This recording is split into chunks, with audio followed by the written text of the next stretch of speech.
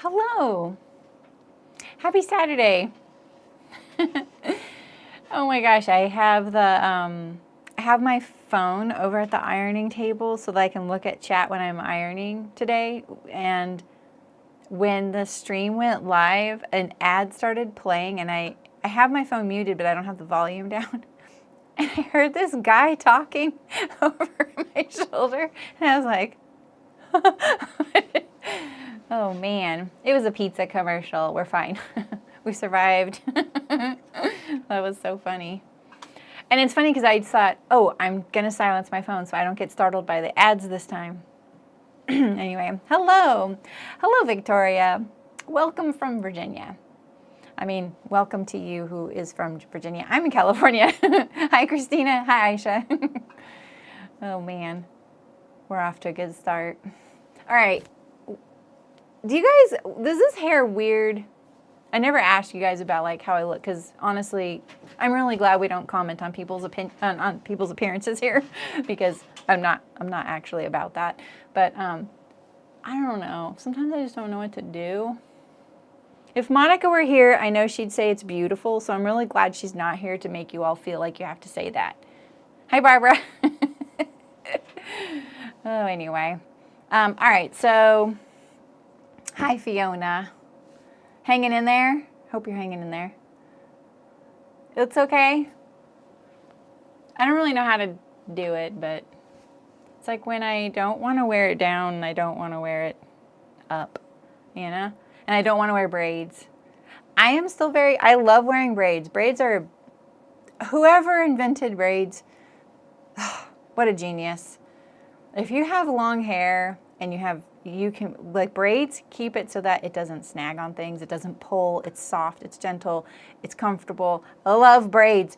But I feel like I'm still scarred by that one woman who kind of shamed me for wearing braids, who was walking in the park one day.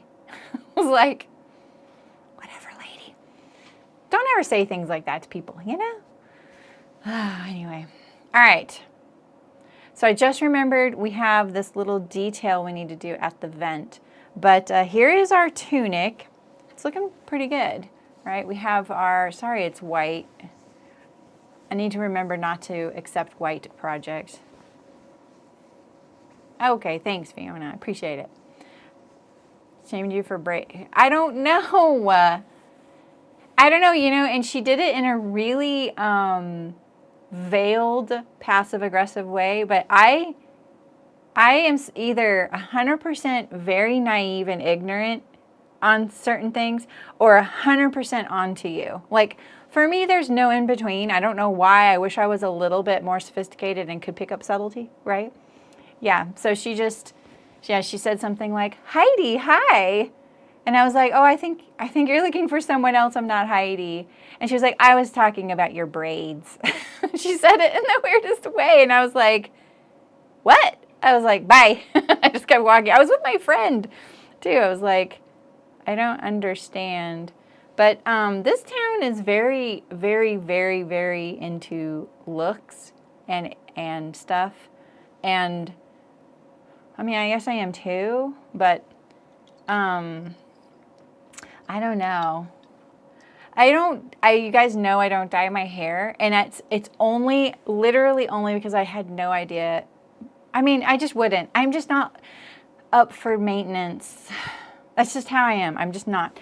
And my daughter said like too many times, like, oh, your grandma's here to pick you up. I was younger than most of their parents or the same age. And I was like, do I really look like a grandma? Like, whatever, I don't care. But I thought that was really funny. It didn't make me dye my hair. I know, me too, Fiona. I just think, like, it's so funny that it bugged me because at the same time, like, in a way, like, I didn't change. I'm not gonna change. And I remember my friend, she got kind of ruffled a little bit, and that's what kind of put me onto it. I was like, oh, I see what's happening here. And then I just kept walking. But I was like, whatever. Hi, Terry. All right. So here's our collar. We did a little Hong Kong finish on the inside since we're not using the serger. We're using like French seams. And worked on our little V-neck, and I ended up like leaving a little gap of a stitch there, and I think that really helps the V-neck relax right here where it's turning, you know. I have a tendency to over sew things, because it's almost like, I mean, I'm, you know me, I'm like, you're the boss, right? You tell this what you want it to be. And then I want to beat it into submission. But sometimes less is more. And that's why I always say, like, always try something unexpected when you're working and fighting with something, whatever you're sewing. Because I've been sort of shocked by doing something like the opposite of what I think will be the thing I need to do. And I'm like, oh, this is so weird. And then when you like think about it and do it a few times, you go, okay, this makes sense why you do this. And I feel like that's really the case with binding and stuff, because binding, if you pull it tighter, you get usually an adverse effect when you're doing the last few steps, you know? So, hi, Mullen. Yeah, oh, I know, you guys. Yeah, exactly. Those people, yeah. Oh. Maybe she thinks about it today, too. Wouldn't that be interesting if she still thinks about that, too? I hope so. She probably thinks she did right in the world. But yeah, anyway.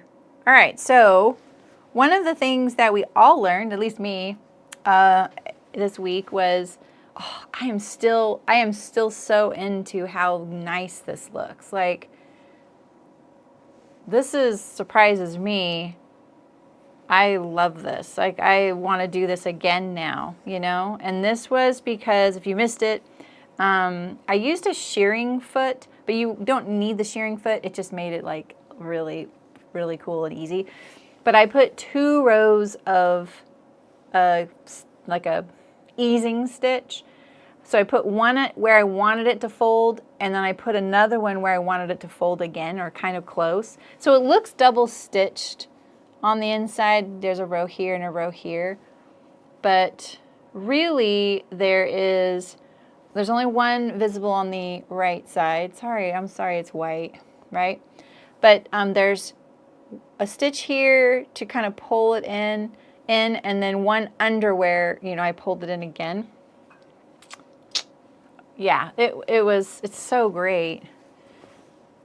Like, I know you can kind of see, especially on the camera, you can see these little like puckers, but in person that really doesn't look quite as dramatic. The camera, because of my lighting in here, it adds more shadows. It like highlights the shadows. You got to be careful fitting a muslin in here because, you know, it picks up. But look at this one. That's so smooth, right? And this was just my first try, so I feel like I could do a better job. Okay, but here is the flip side. So because I did a French seam here, I did get a really nice look on the outside, right?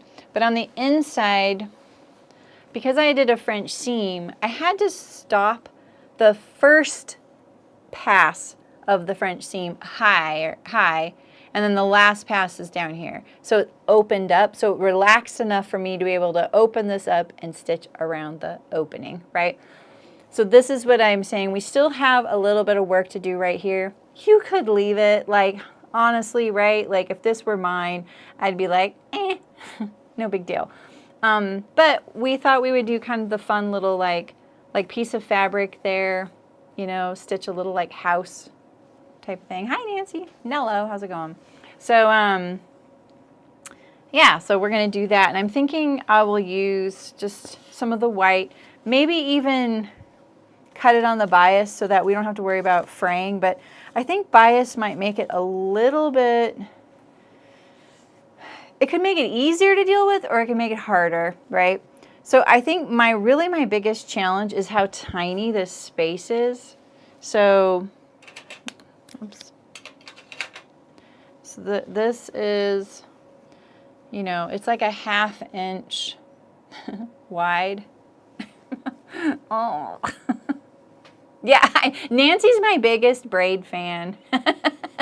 Yeah, I've told that story about that woman before, but it's just kind of funny. It still lives in my brain. Why? Why does she live there?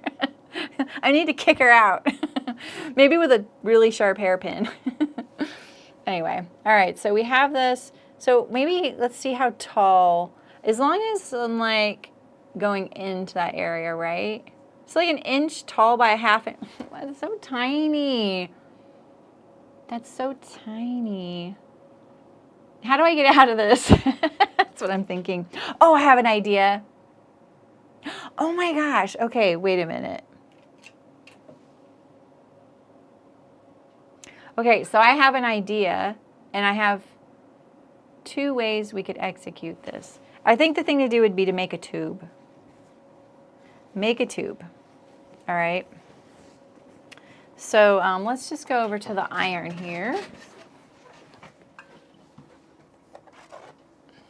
Oh, jeez. Oh my gosh, really, Nancy? That's weird. This woman called me Heidi. Honestly, that's, you know, closer to where my ancestors are from. I have a lot of Swedish, I think, in me. I'd love to learn how much, but whatever. How's it going, Sylvia? Welcome, welcome. All right, we need this. So I'm just gonna cut a little piece of bias. So if I wanted to finish a 1/2 inch wide, this looks bigger. I think it'll kind of like, even if I made this precisely a 1/2 inch, bias tends to go bloop, all right? So we'll make it like a tight 1/2 inch. So, because we don't want a 2-inch piece of bias. Ain't no way. No, we're going to do a 1/4 inch seam allowance. We're going to do a really small seam allowance. We're going to go for it. I'm going to cut this 1.5 inches. Okay. Ooh, I love standing here cutting things. It makes me so happy. All right.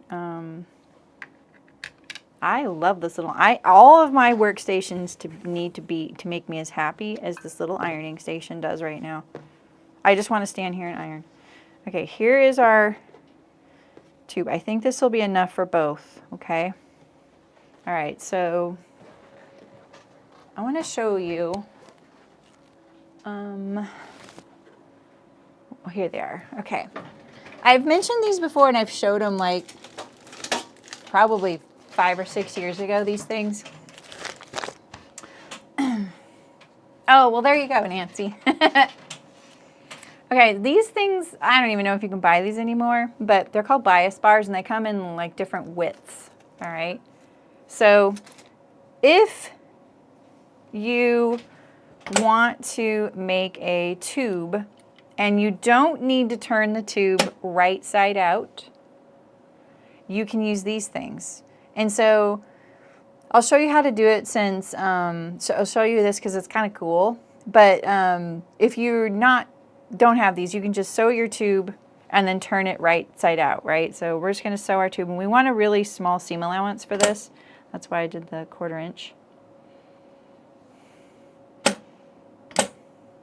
Actually, I'm going to look at, I want to make sure that this is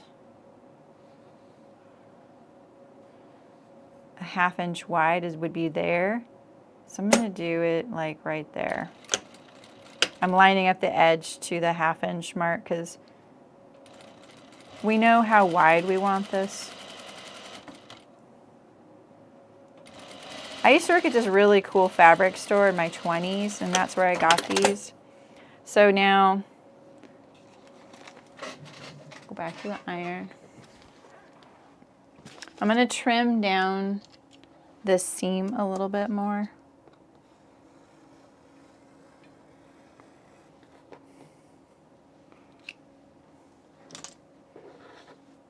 I'm going to get rid of this.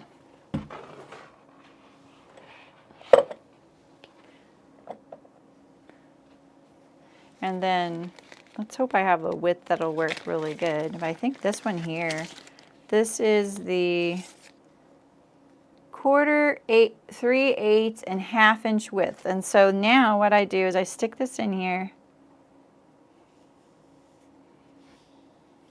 Oh, I got it really close. And now we can either press this seam open. which will lay flatter if we do. I'm going to use a chopstick. There we go. I can grab it with the chopstick.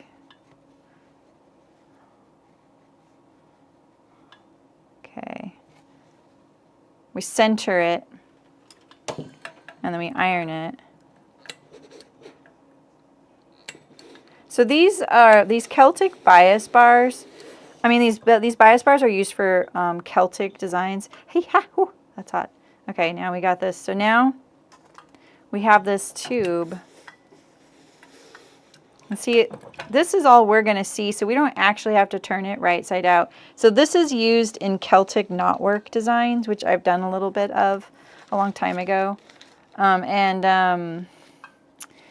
You can do like knots. So you do all the bias strips and then you do the knots. It's really cool. It's hard. It's fun. It's neat. Has a cool effect. And then you hand stitch it down.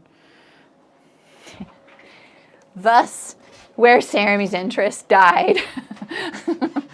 So, new gadget. Yeah, it's not new though. I don't know if you can find them. Saturday evening, tried to sew the birdie pattern that used 1,000 words to explain what it is. Oh my goodness. Yeah, Terry probably does have a foot for this. Okay, so let's see here how we're going to utilize it now. What I like about this is now I have a nice clean edge, but I have to deal with the ends, right? So let's trim the end. I don't want to trim my back stitch off quite yet before I know what I'm doing. But we could do it like right sides together, fold it up, and then turn under like a little house, right? Right?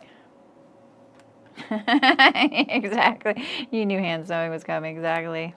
Let's try it. We have a bit to play with, right? Someone is going to make a comment about the easiest way to do this, or Terry's going to be like, Saremy, I found a video on how to do this. There's got to be something. I guess it doesn't have to be the width of the seam allowance. I'm looking for the back of the garment. Okay. Also, let's move all my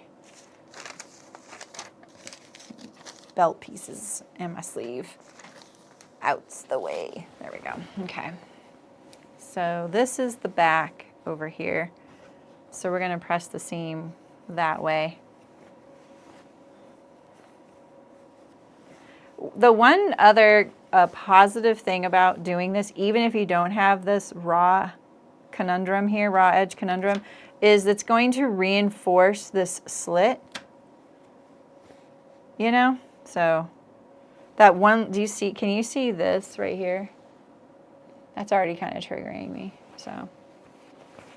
$10.89 on Amazon. Oh, wow, that's fun. You can still find those. They come in different widths, Nancy. So make sure you get the widths you want to play around with. Do you guys want to see the book that you can get? Do you want to see the book that goes with it? Let me see. Hopefully my mic doesn't cut out. Let's see. Here it is.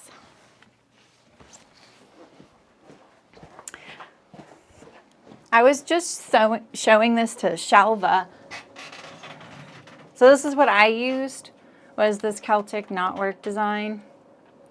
And they teach you how to do the knotwork. And so I would use the bias bars to do some of these knots.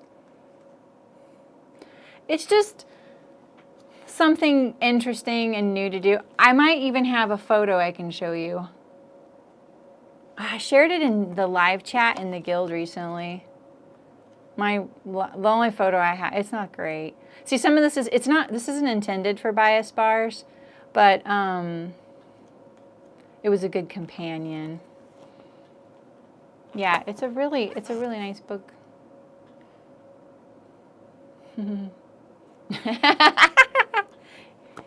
Man, I'm not an influencer. Oh man, okay, so here we go. Yeah, it's fun. I mean, you don't even have to do Celtic knotwork, right? You could do other kinds of things with the bias bars. But I think that this was like a brief trend in like embellishing, and especially like there's a large SCA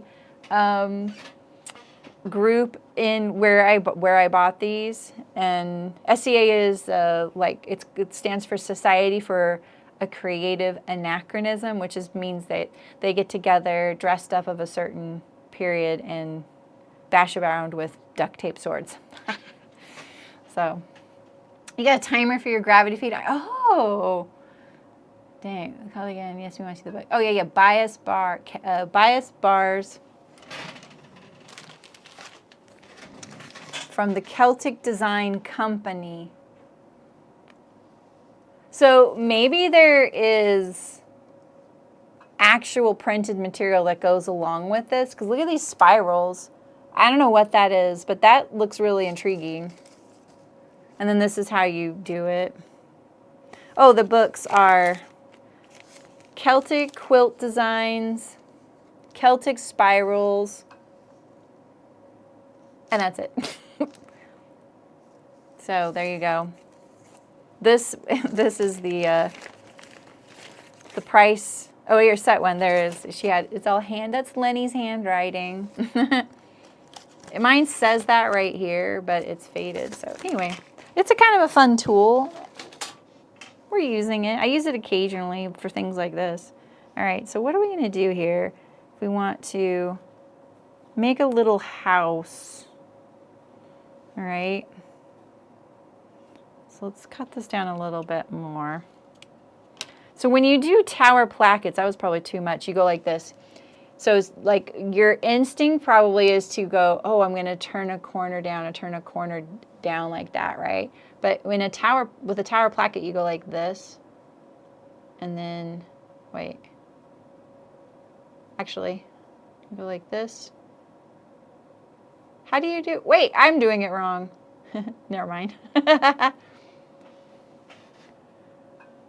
I mean, it depends on how you want to apply. I did not. I edge stitched them with my machine. So when you edge stitch with the machine and you're doing Celtic knotwork, it gets tricky because you're going under and over. So I had to like sew part way, then do some of the knot, sew part way, do some of the knot. You know what I mean? You have to think about it. Not available in Germany? No, I'm sorry.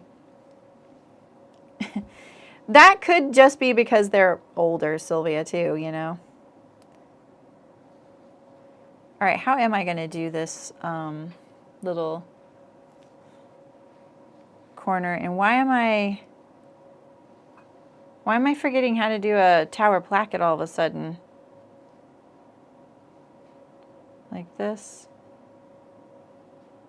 Oh, that's it. Okay. Okay. All right, so you go all the way over on one side, right? And then this one folds in half. You fold it along the triangle there like this. Boop. And then you have your triangle. So let's go try and finesse that a little bit.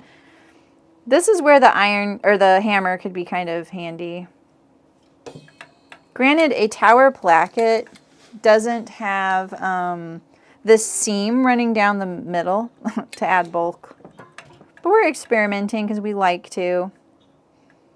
All right, so now we fold again.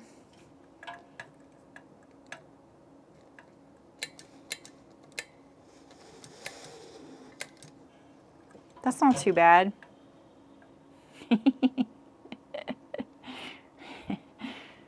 I say as I giggle.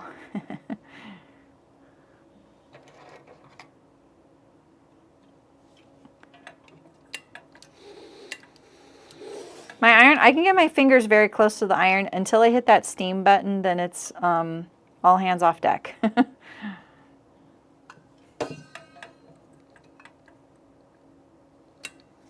Okay, I'm not going to fiddle too much. And then sometimes with the tower, I will trim this right here, this little bit right here. So let's see what happens when I do that. Okay, so let's see how, did that help? I think that actually did help a little bit. And now you could also trim this guy off right here. Okay, This is workable. It's not very straight though. It's what keeps bugging me. Okay, let me get the other one. Thank you, Sylvia. Appreciate the reminder. All right, maybe we should have cut these the same length. Both of these are cut at a diagonal.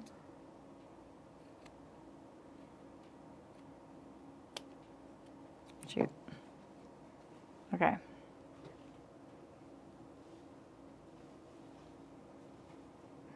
And then we'll just top stitch this on. I feel like that won't be the easiest, but it won't be the hardest. All right, so then this one we're gonna fold right here.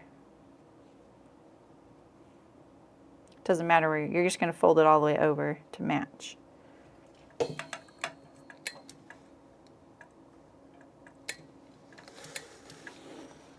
Comments definitely are helpful. All right, and then we're gonna fold it. So I go all the way over, and then I fold it along this edge, stacking. Tower plackets coming in useful.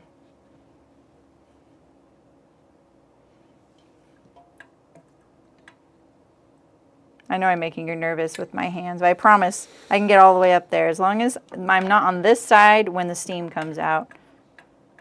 You learn really quick.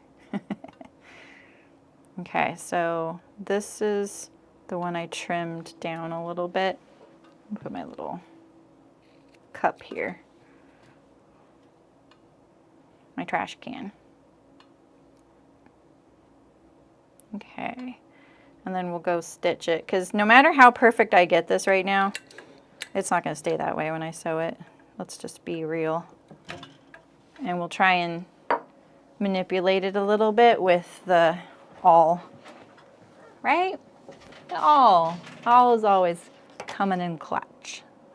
Always. All right, and this seam goes back.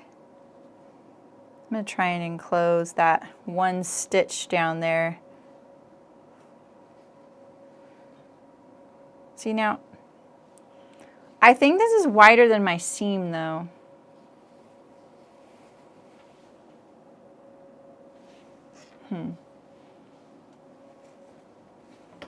I wonder if this is the best way to do this, but we'll see. All right, so let's pull down the camera for a little bit.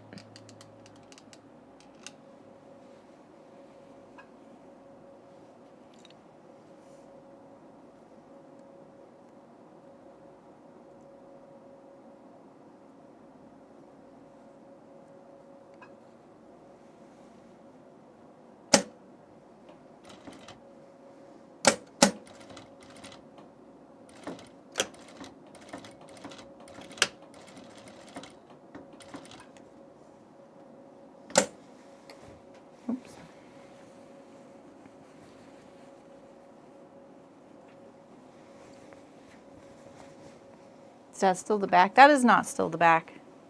This is the back. Okay.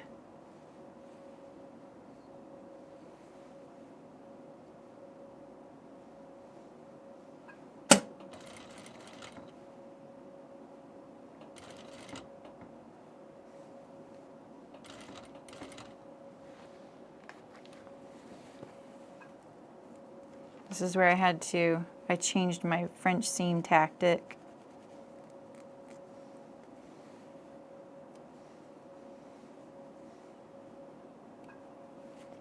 Okay. So I'm going to lock down that corner and then tuck the other one in. All right, and then we're going to stick this in there.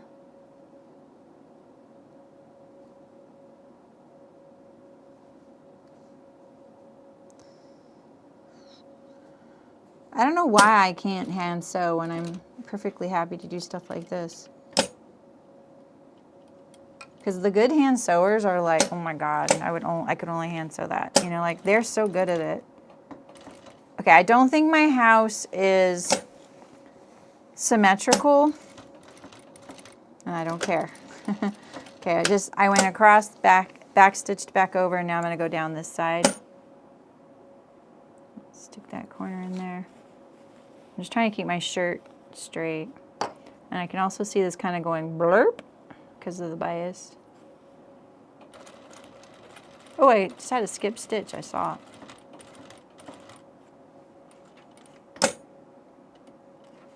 All right. Okay, that looks kind of cute. Ooh, jeez. It looks okay from this side. I'm a little scared to turn it over and see. Okay, that's doable. That's doable.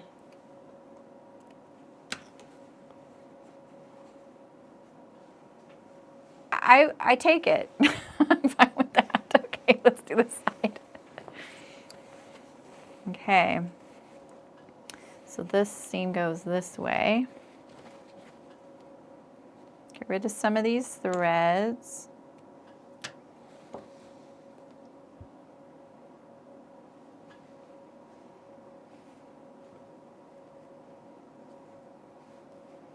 I think I need to show you guys my recent fabric haul at the end today. Would you guys remind me? Because for the first time in a really long time, I bought a fabric and I'm not thrilled with it. And that has I don't know. I want to be convinced, you know?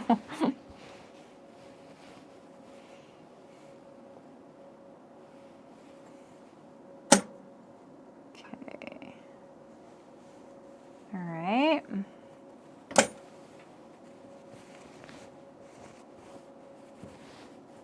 Keep this shirt relaxed down there.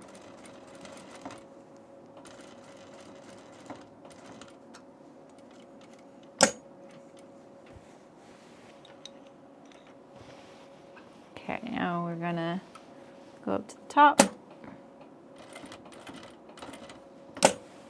Turn. Why is this one? Is this the one I trimmed more? This seems easier. The slope of the house doesn't seem... The roof seems a little flat. Yeah, it's definitely a lot flatter.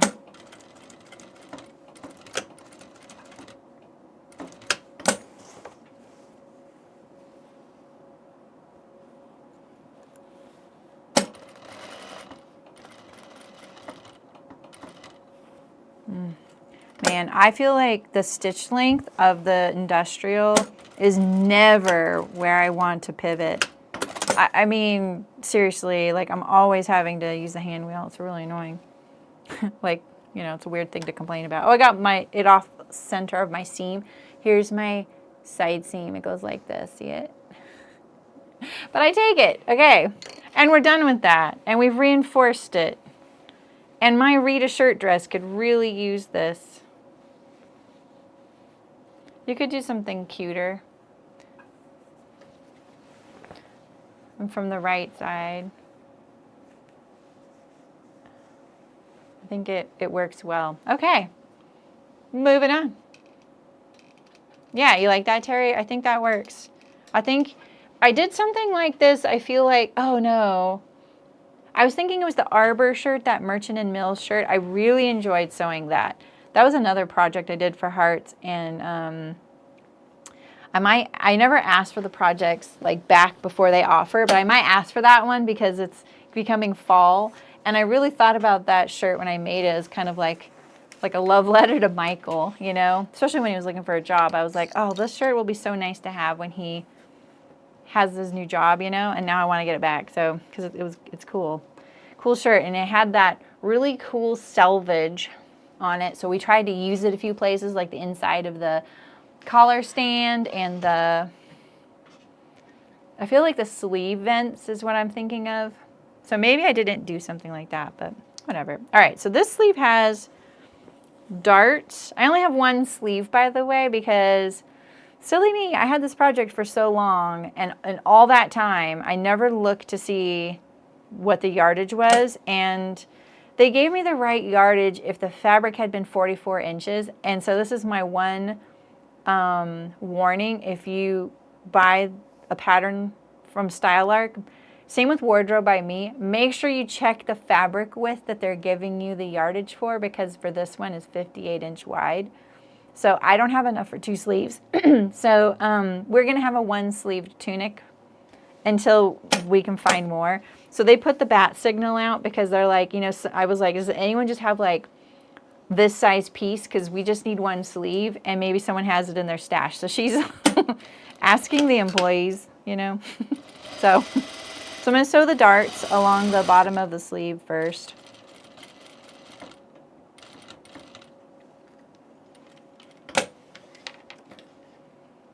Yeah, I really like that Arbor shirt, and the fabric that I was sent for that. I mean, everything about that shirt just turned out really nice. It had a strange collar construction, so that was kind of interesting.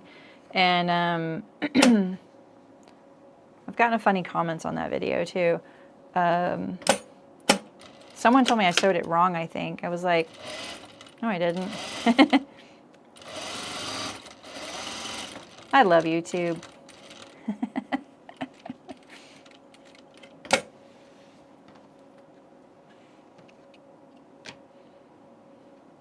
All right, I hand tie my darts. But my friend gave me this great trick that I've shown you guys before. And on the sleeve, I feel like this is a pretty low risk area to do a dart, because this dart is probably not going to be a dart you are feeling like you'll adjust, like potentially like a dart on your bust. You might adjust that again. And this one I don't think you would. So this is what she showed me. This wasn't her idea, but she shared it with me from somewhere else. So I go to the end of the dart. Oops, I got really crooked there. I go to the dart. I pivot and go back into the like meat of the sleeve, which is really narrow for me right now. I'm gonna go way down here. And then you back stitch down there. So then you don't have to hand tie. So now I would never recommend this on the bust. As much as I'm kind of fast and loose with a lot of sewing things, man, the bust darts are forever sometimes. Like even if you want to adjust it, oops, I forgot to back check. So if you sew your bust dart and you're like, oh, this is like too high, it's angled too high or too low, and you want to just change the angle, the fabric's a little bit unforgiving for a lot of that. All right, so again, I go down to the point. And this is, you know, this is also not going to be something you're worried about the peak of. So then I just go and backstitch in the meat of it, or the seam allowance of the dart, right? All right, so now we're going to press the darts. Which way? Which way do I press them? I feel like it was toward the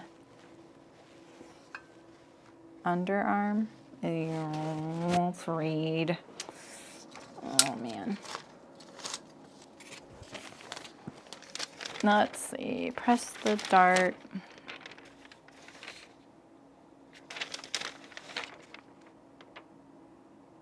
Press toward the underarm. I was right. Okay. That makes sense. It's usually like when you're visually looking at the right side of a garment, you think of the dart, the like little lip that you're getting, going toward the center of the garment. So if this was your center front, if this was your center back, and if this was your center pant, your dart presses so that it kind of looks like it's going bloop, bloop, like that. And here's the underarm seam. So we're going to press the dart toward the underarm seam.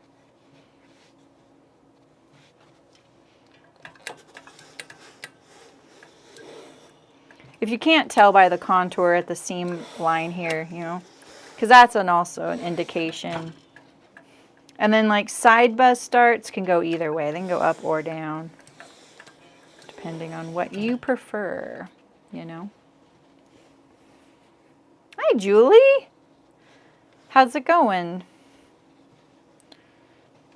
Nice to see you.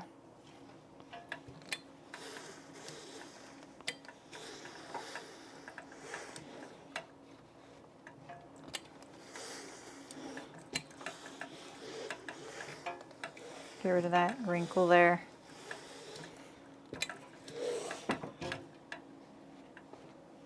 Okay. Miss you too. You got your new work buddies, so we're all just chopped liver now. I'm just teasing. I hope you've had a good summer. All right, let's see here.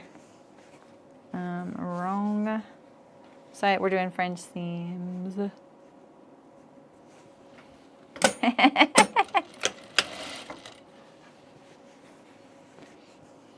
Summer is such a tough time to just be in routine, isn't it? And you had kind of a big change with the new job and all that, so, which is awesome. I hope it's still going good.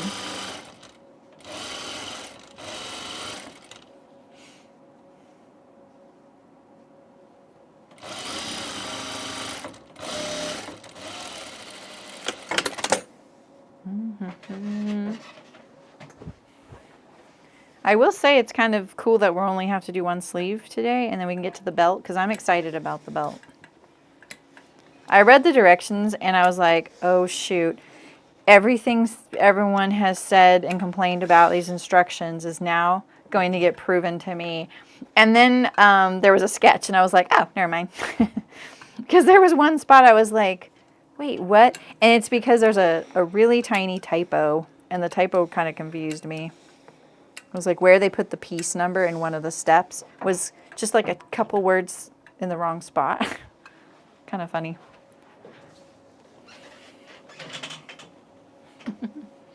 All right.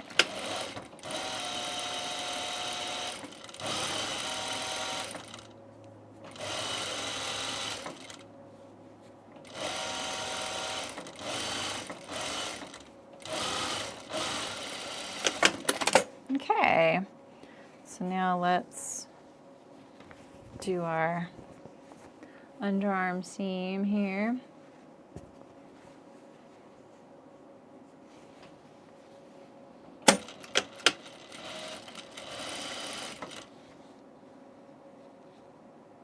I like the shape of this sleeve.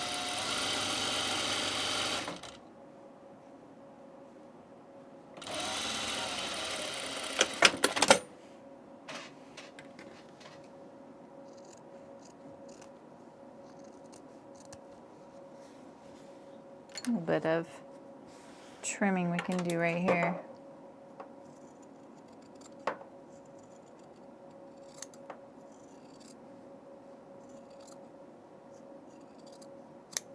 Okay. Do.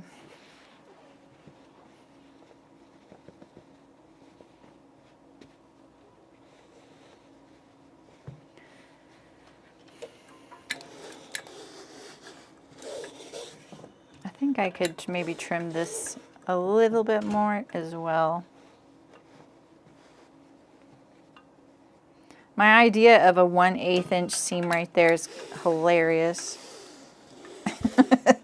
I'm like trimming it down to 1/8. I was a little generous there.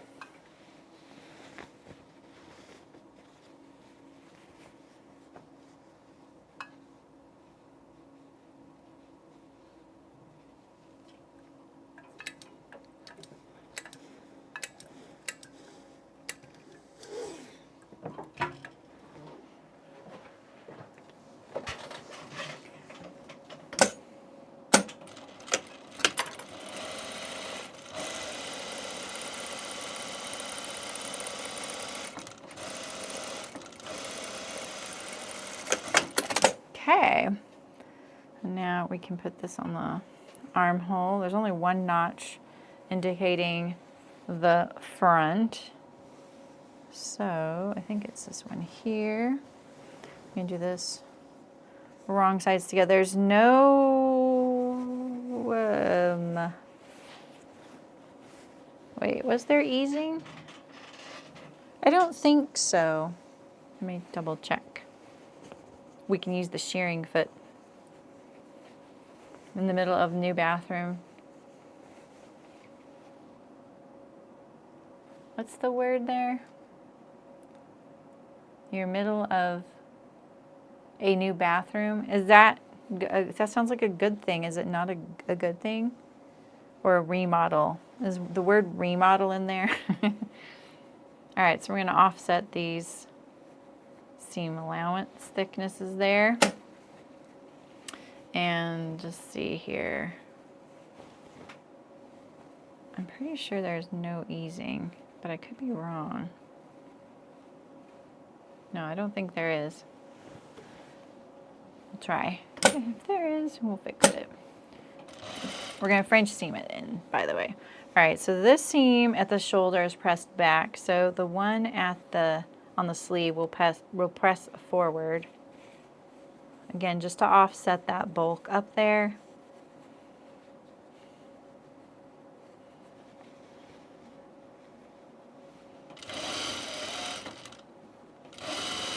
Yeah, there's no easing.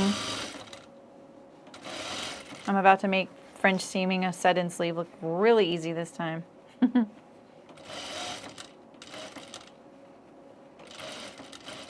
I didn't match that perfectly.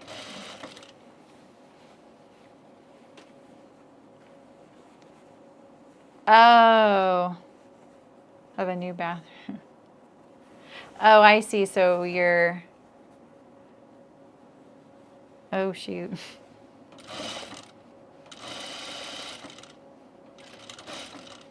We had to remodel a bathroom once, and we only had one in our house, and it was a very strategic remodel, to say the least. Turned out great. But it was basic. Like, we didn't do anything too fancy. My husband was looking at houses in the valley where we live for a really boring reason I won't go into, but oh shoot. Apparently there's some really nice houses in our valley, and it's funny because I had heard that people spoke about where I live as like it's really nice, and I love where I live, but I don't think of it as fancy, like, at all. It's a very mixed, like, whatever, right? And apparently, I mean, there are ranches out there, and I know those ranches are large, and they're going to be expensive for that reason, because they're working ranches and stuff. But apparently there is some really nice homes, like $1.2 million. Like, oh my goodness. And he was looking at them, and at the end of it, because he was like, look at this bathroom. And this is the one thing I've learned about me and Michael, is that neither one of us spends a ton of time in the bathroom, and a lot of people do. And I realize, like, now why it's always so hard for us to find a house is because they'll put these really elaborate, like, tubs and showers, and I don't really do tubs, really. I mean, I like it, but occasionally, but it's not my thing. And other people, it's 100% their thing. But man, this one, it was like a tub with a built-around tiled deck. I have no idea how you got up there, because all I'm picturing is being up there naked and trying to get down into this tub that I saw it looked like a regular old tub with a big tile surround, and it was like 2.5 feet up high, right? So maybe there was a step stool at one end that we couldn't see, or stairs. I mean, I would think it would be like built-in. Shoot, it should have been an escalator. This house is so expensive. But up there on that deck, like when you're laying in the tub, there was a fireplace, a glass fireplace right there too. Like, it's nicer than my living room. You know? So, and I think at the very end of it, Michael said, you know, it's really interesting what people like to do to their bathrooms. That's all he said. I was like, yeah, that's actually a good way to put it. It is really interesting. Because we looked at other houses for sale when we first moved to this area, like this whole region. And most of the time we said no to a house because of the bathroom. It was way too huge. You know, these bathrooms that are like 600 square feet.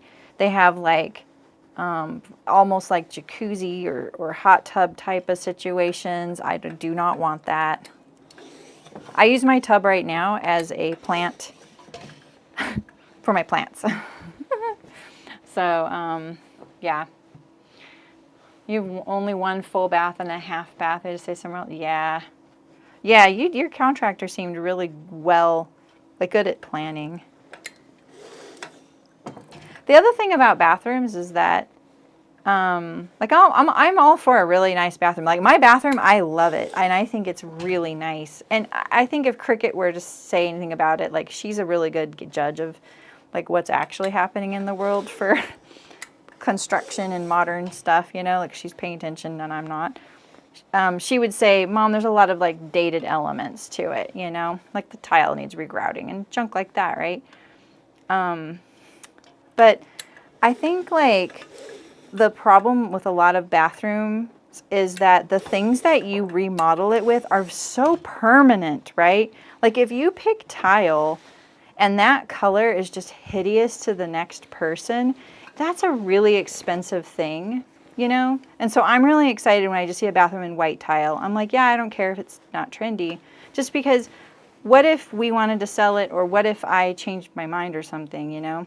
Like I've had houses that have peach tile, and right now maybe peach tile would be okay, but whew, for decades it was definitely not, you know? So it's like some of those tubs are really incredible, but there'll be elements about them that kind of date them.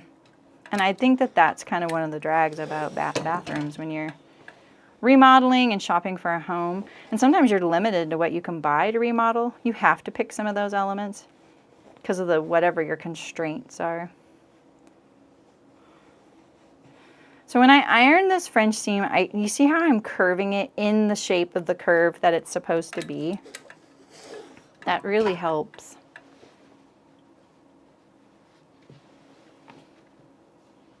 Yeah, exactly. And bathroom remodels are very expensive. Very expensive.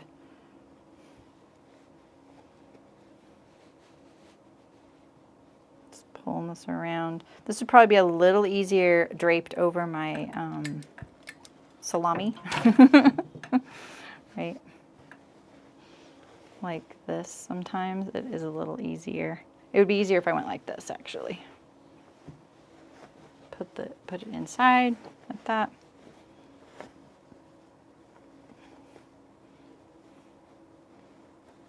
Ironing can be really hard, right? Like getting it in the right position.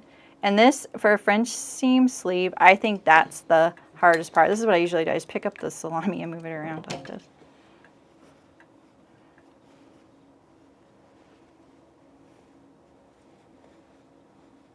There we go. Okay, that's good enough.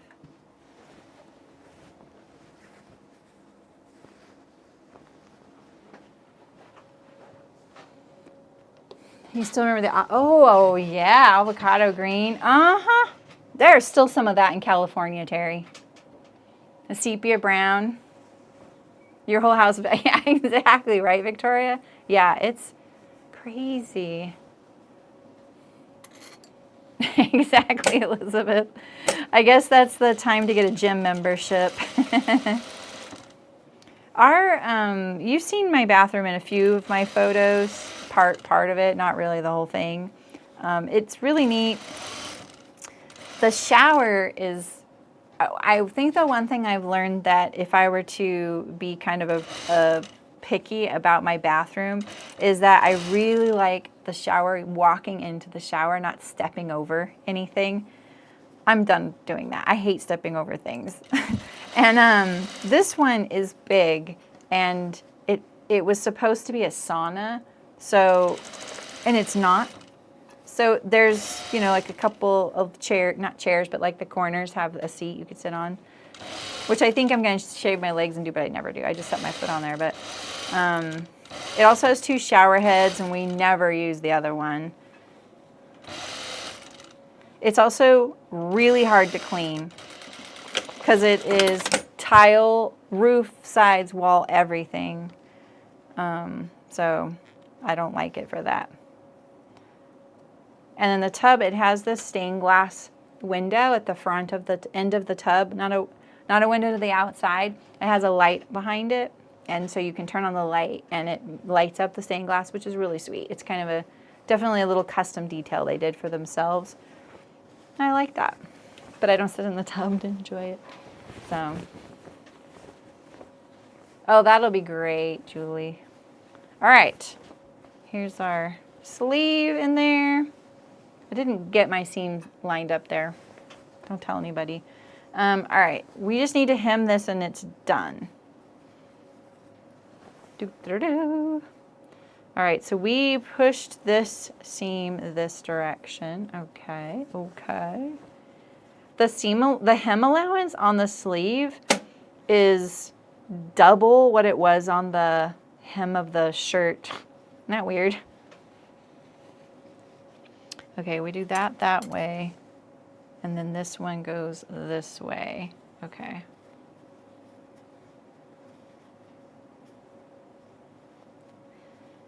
My office mate does a lot of 3D printing, and I can hear his 3D printers in there. I usually can't hear him. Ah, no, I don't want to cut that. I want to cut you. There we go. I should probably just iron this. It would make it a little easier. But I'm kind of feeling impatient. So we're going to do this. This, because it's so wide, this would be a good option to do that Hong Kong finish, you know? But I'm just going to fold it and kind of mimic the hem of the bottom and do it a 3/8 inch finish like that.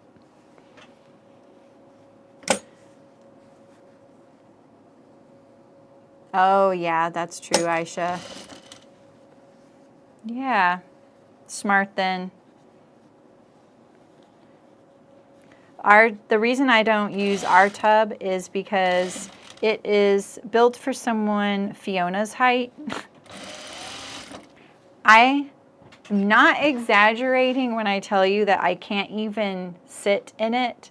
It's so long that I can lay fully flat on the bottom of the tub.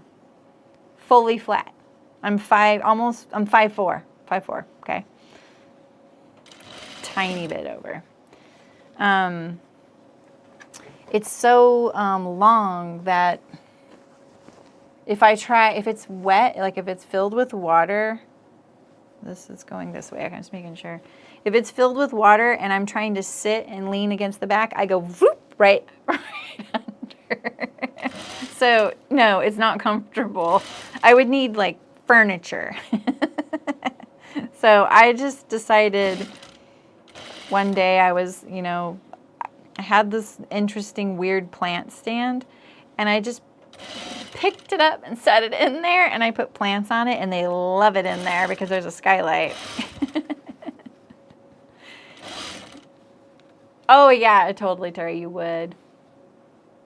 Oh yeah, Nancy, that sounds nice. My husband would totally do that. Okay, where'd this thread come from? That was a little bit awkward to him. I feel like I was on the verge of getting a little bit, see the torque lines there? It was close. It was kind of touch and go there. Okay, let's put it on the dress form, but then we're gonna make the belt. So I'm just gonna plop this on real quick and we'll look at it with the belt when it's done.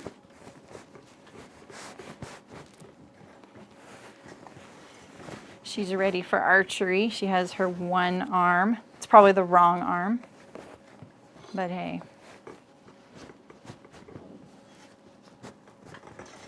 Okay.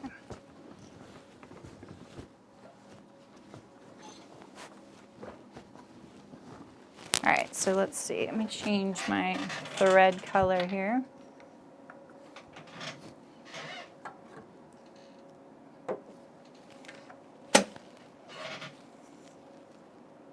You sacrifice length for storage. I think that if you need the tub, you should make the tub how you need it. Otherwise, you might not get to use it, you know? Yeah, exactly, Victoria. I don't think of myself as someone who usually has to struggle with something like that, and so it was quite a shock. I was spending so much time trying to keep my head above water that I was like, this was not relaxing. Did you do the curve? I did do the curved hem on stream. Yeah, that was a triumph for sure.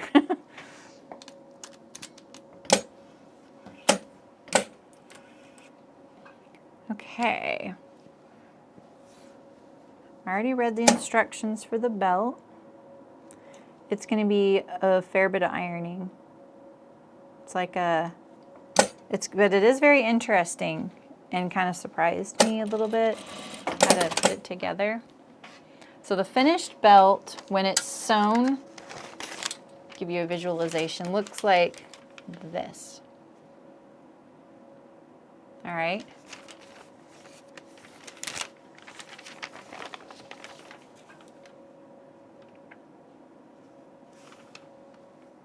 All right. So, whole page dedicated to the instructions for the belt, just for all the style arc hesitant. I hear you. I hear you. Just so you know what you're getting. There is, I should show you actually what this is when you get a pattern, a printed pattern. I did not get the PDF, I got the printed pattern, right? You get the instructions on your printed pattern. This is it. So this is cut directly off of the pattern, right? And so here you have your cover, you have your font to back of envelope, and then you have 2 pages for sewing instructions. Plus you have these sewing instructions here, just so you kind of get an idea to what to expect in this one. I don't think they're all like this, and I know that, so.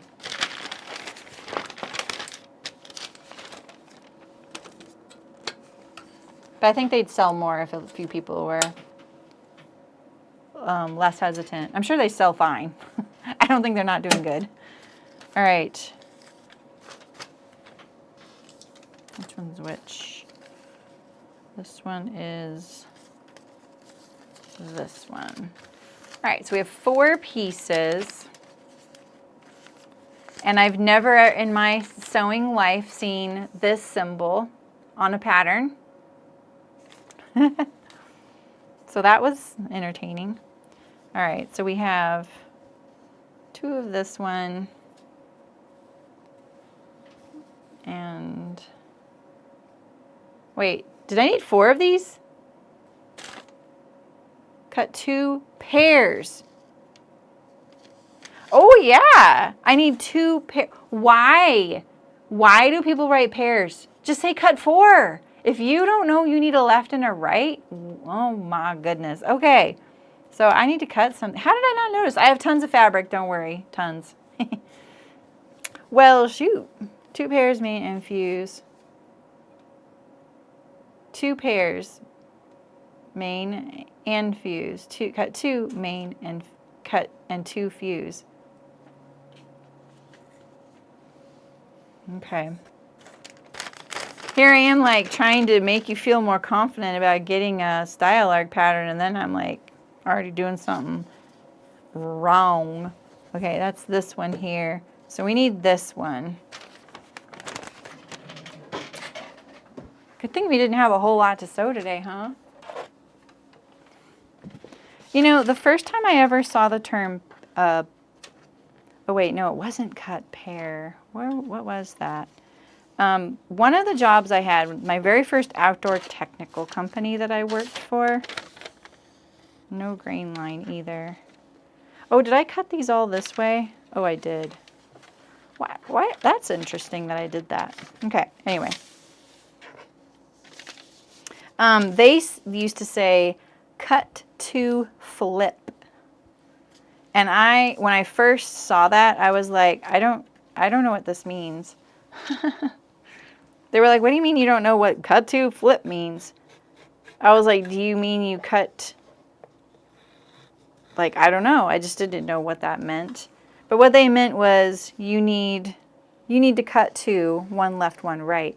And the thing is, like, that isn't good like factory pattern practice because you usually have a pattern piece for every piece you cut. So for something like this, there would have been 4 of these hanging with the pattern. And you would know, then you could put them wherever. You could put them all laid out on the thing together, which makes it a lot easier to cut things out. All right, so we have our 2. I got to run and get the same interfacing that I used though, so sorry. Just a minute. I used black.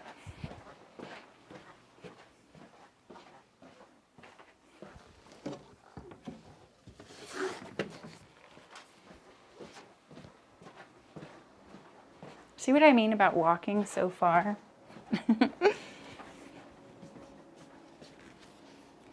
Yep, 2 pairs main, 2 pairs fuse. So that does not, honestly, that doesn't really speak to me either. I don't know why. I know there's not a lot of ways to interpret that, so I don't know what my sticking point is. Maybe it's just me.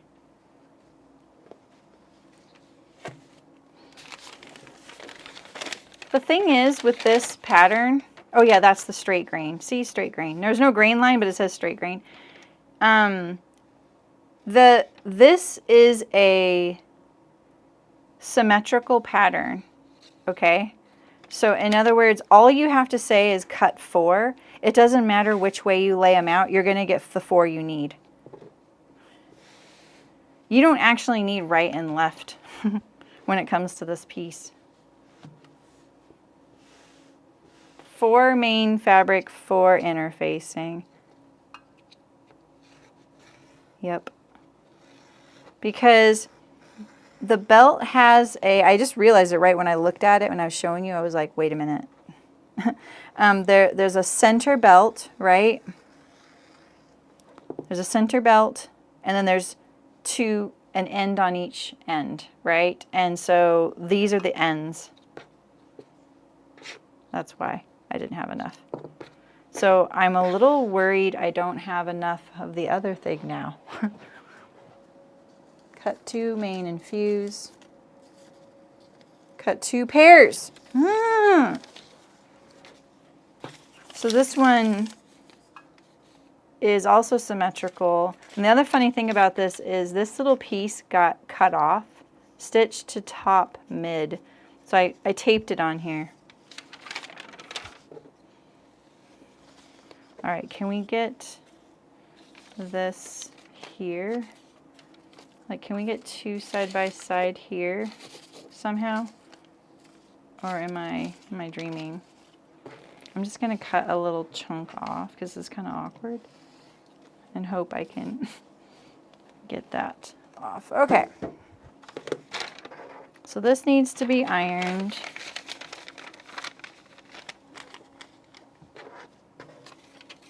This needs to be cut out. That's awesome. Do you say Aisha? Aisha Waltz? Because our Aisha says it's pronounced like Kaiser. Aisha. Kaiser and you said Kaiser, but it's not Aisha. All right, is this the length grain? Here's the length grain. Yes, okay, we're good, okay. Cool, I can get 2 more here. We're gonna cut all these maybe at the same time. I might be dreaming about that for sure. Let's see here. Maybe we can get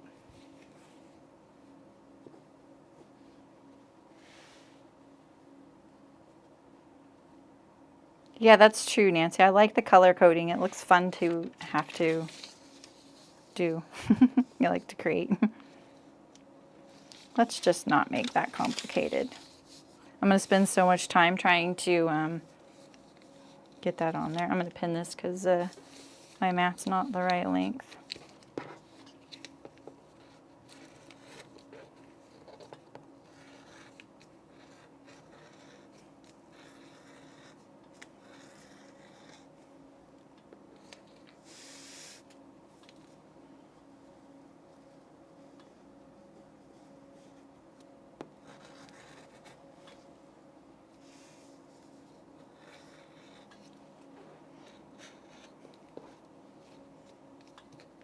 I wonder if I would have noticed this if we had cut together. This blade needs to be changed.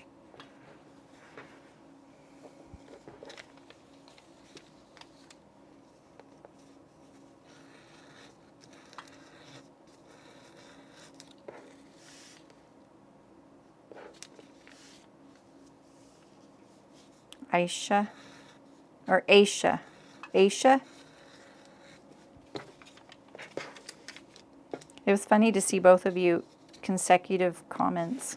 It's not a common name. I'm sure it's weird for you guys too. There can be only one. All right, we can fit this.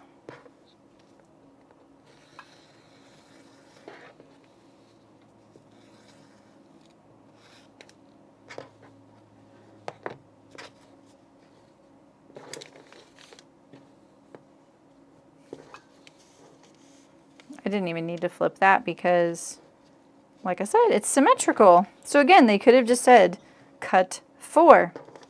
You don't need to say pairs. Pattern pieces aren't in pairs because you don't say, this is it. It's changing the unit of measure.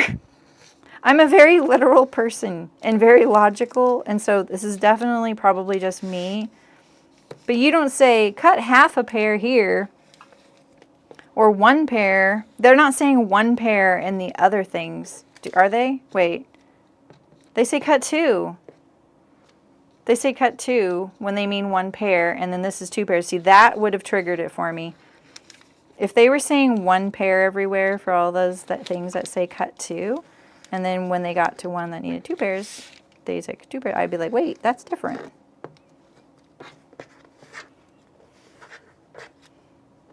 But they can't change now. Probably a lot of people, it really speaks to them, you know. All right, well, let's just iron this.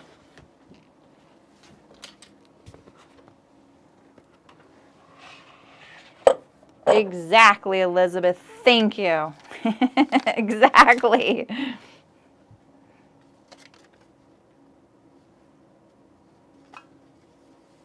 All right. This one has the little bit of a taper at one end. Oof, that's kind of a hack job. We'll smooth it out with the sewing.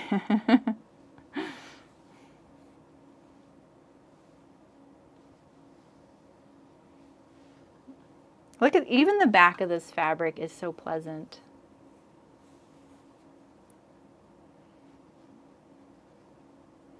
I wish the Nara homespun came in other colors, mainly because I would sew more of it and it would be more camera friendly. Because the navy blue, all their navy blue is so pretty. It's just a little dark for the camera.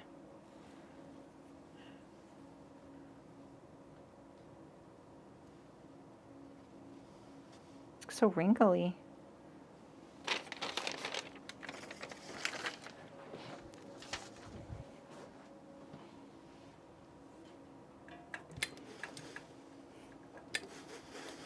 Yeah, maybe.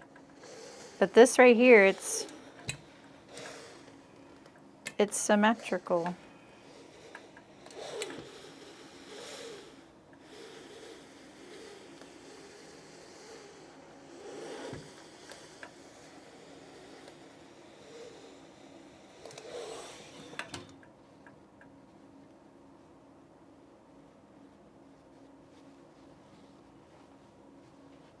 Last piece, and then we're sewing the belt.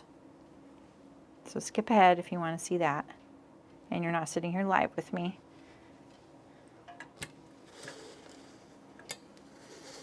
If you were cutting this belt and you had an obvious pattern on it that's linear or geometric, you could very easily change the grain line to suit what you want, the visual effect you want, just so you know. All of mine, the length grain's going this way, but I would usually consider a belt, the length grain, to go like this. So you could change it if it works better for your print, just so you know. We're back. Yeah, this fabric's great. I love this stuff. Okay, so we have, this is this one, and this is this one. And we have this. Okay, so we need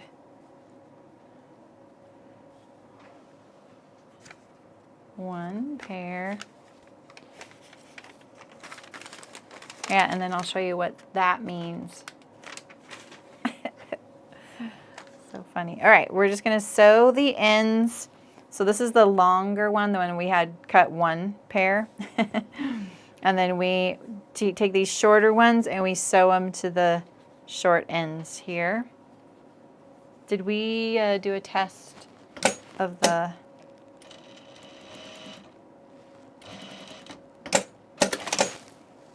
You did come unthreaded. Wow, rude. Rude.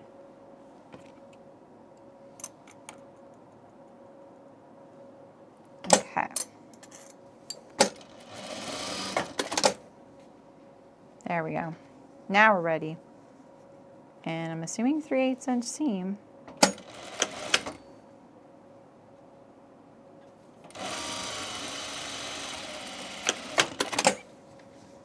So we're going to do this for both sets.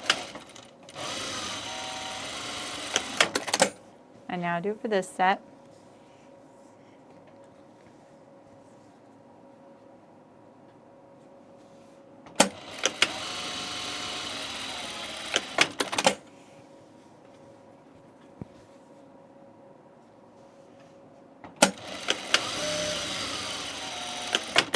All right, and now we're going to sew these right sides together. So let's just press these seams nice.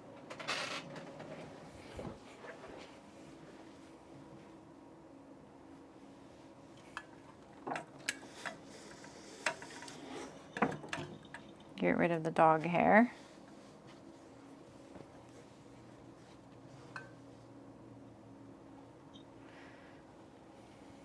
Today's the day. I really did not sew that very accurately. I thought mistakenly thought the interfacing was the edge on this one. Look at that. Today's the day I sometimes like go and get like a fun afternoon drink, or like coffee drink, not alcohol, or a treat or something. And I'm hoping there's something good, because I just realized that treats will start changing. Oh, this is not attached to fall type things,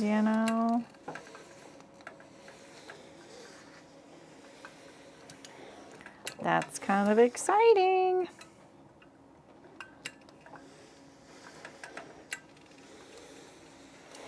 Okay, so now we're going to place this right sides together, and we're going to sew all the way around the perimeter and leave a spot to turn it right side out. Yeah, and pumpkin drink. I'm not a big fan of pumpkin drinks. Like they're fine. I don't know. Don't. But yeah. I'm gonna put this. There is a spot on one of these pieces, and I think it's on this middle one, which is on the back. So yeah, I think that's a good place to put this hole. So we're gonna leave an opening, and I'm gonna put like a pin here, so I remember to, when I get there, to stop sewing, because notorious for not stopping and just shutting it. So it's really a jug of I was thinking maybe getting a Thai iced tea, because there is this local coffee shop that makes them. And if they're not open, there's a place that does like sushi. They do Japanese food, Chinese food, and they have Thai iced tea on there. That sounds good. I've been getting a couple of things at Starbucks, but I think the thing I liked is gone. It was like this matcha iced green drink. I don't know what it was. And then they have this pineapple cloud cake. It's pretty good.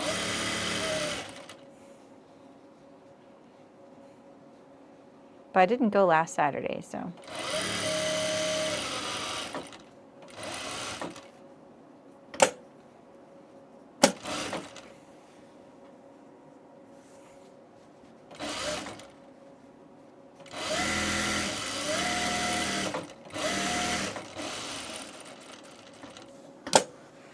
Come back here.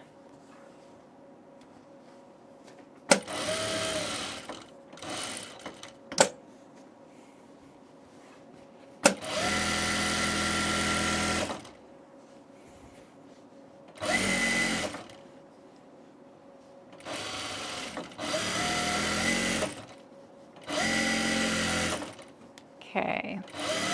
They have a really tiny opening. I don't know why. It would be hard. Yeah, it's top stitched on. It does get attached. Okay, so the long dock of Moya. Now we gotta turn this thing inside out. So let's see here. I could use my loop turner, but let's see if it's large enough that I don't have to. This side will be the easy end, you know. It does, yeah, that's what that symbol is on the main belt, on the pattern piece. That's what that means. They're just like, scribble, scribble, scribble. They'll know what this means.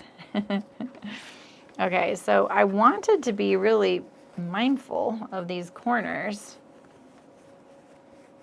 Let's see if I can, now that I'm close to the end here, I'm going to fold the corner over and fold the other end over. I didn't trim them.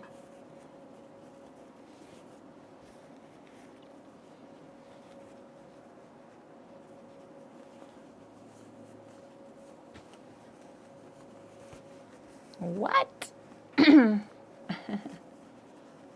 Drink whatever you want. Yeah, that's a little early in the day, right? Like, I don't want to have to go home. And then I wouldn't be able to drive home. Oh, I bet. I bet that toweling, like any kind of robe material, yeah. Yeah. Plus, if you're doing with terry, French terry, you know, you have the, what I call the French terry berries, or like corduroy has them too, corduroy berries falling off everywhere, and it's just you're covered, and you're like, ah. Yeah, I get it.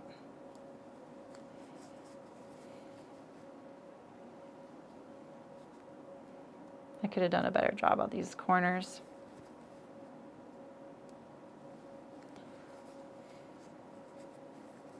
Super visible corners though, I have been not trimming the corner first. So what I do is, I do something like this, I fold it and fold it along the stitching, and then flip that, and it makes a nice corner a lot of the time. So let's see if I can do it this. We'll do it more like a, I don't know what. We'll do it like this though.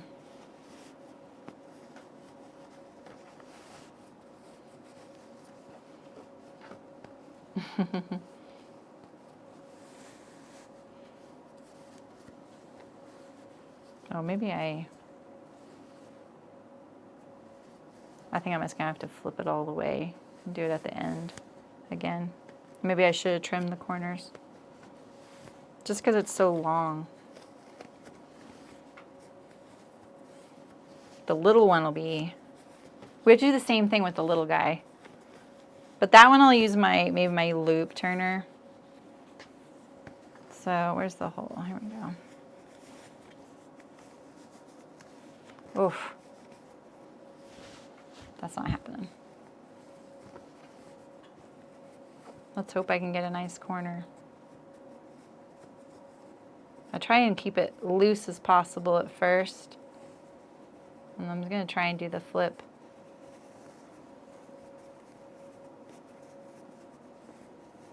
best I can.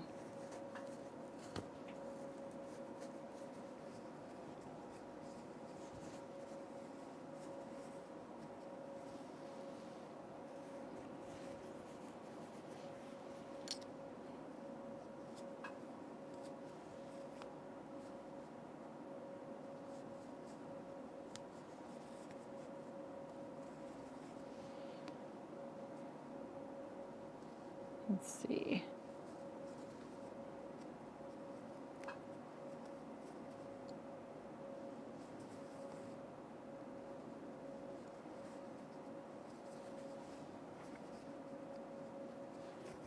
I try not to I'm always worried that if I go whole hog on it, I'll be kind of stuck with a corner I don't like. You know, you ever have that happen? And you just cannot get it to reshape into a different corner.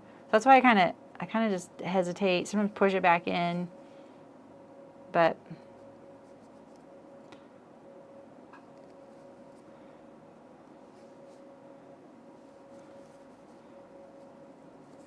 this fabric is taking it really well. I thought it would really pull a thread.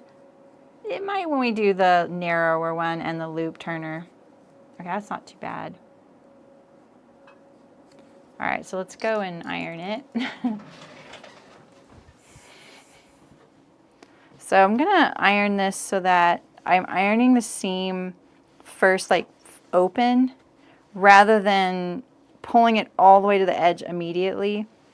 And the reason I'm gonna do that is that I'll get a nicer crisp edge along the edge when I do that. So I'm flattening it out on both sides and kind of try and do both at the same time. In fact, I'm going to do it on top of this so that I don't touch right here, right? So we're just ironing this sort of just flat, because in this way we'll get a nice crisp edge.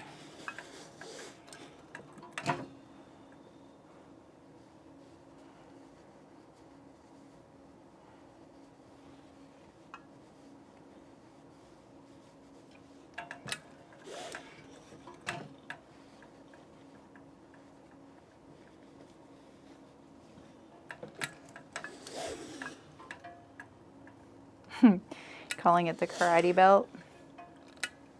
I thought a karate belt was the same width all the way down though, isn't it? I've never done karate. I think that would be kind of fun. Do this one now. I'm gonna go this way again because it was a little easier.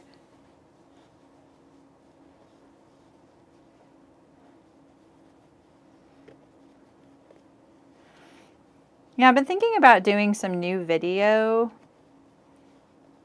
styles. What are your favorite sewing related videos to watch? Is it anything? I don't care what it is. Tell me. Is it tutorials with no talking? Is it fabric hauls? Is it wardrobe planning? Is it pattern reviews? Is it these are my recent makes? Is it techniques? You know what I mean? Tell me it all. I want to know. No promises, but I am curious.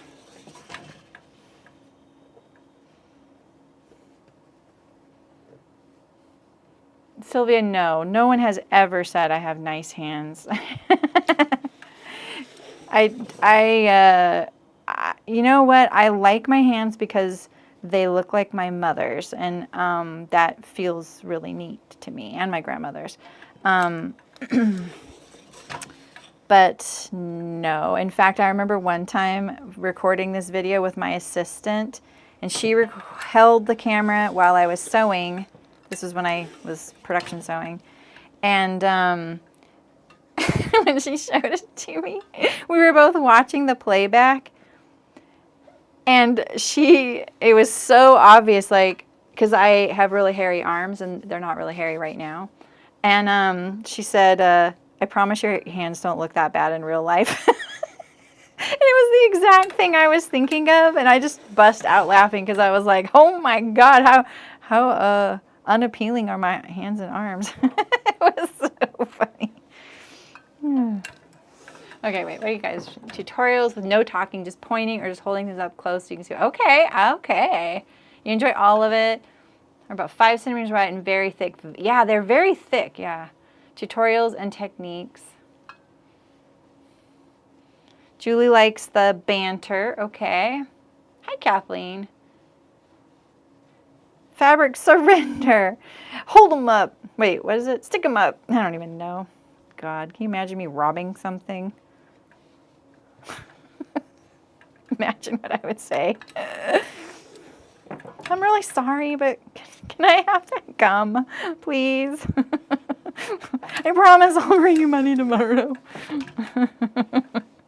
And then I'd face plant trying to run away for sure.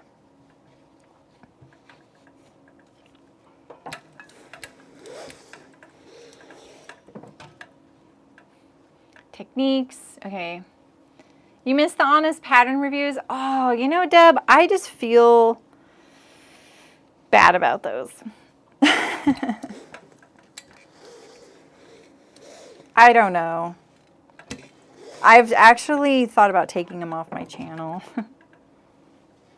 Especially because now it's this weird grouping of them. You know, like it's not even like very many. And I think it looks like I singled them out. You know? You know, I saw like the book review. My God, that was a painful. You know, and what do I know? They have a craftsy class now, so what do I know?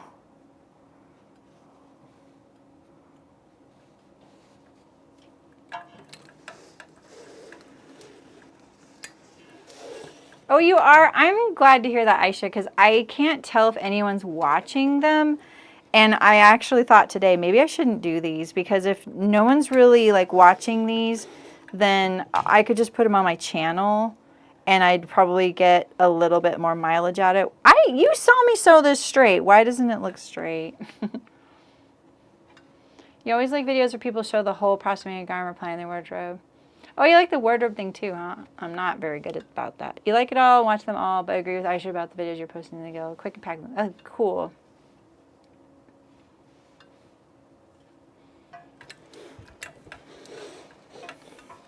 You guys are easy to please. All right. All right, who's gonna unsubscribe if I machine stitch the hole shut? And what's your address?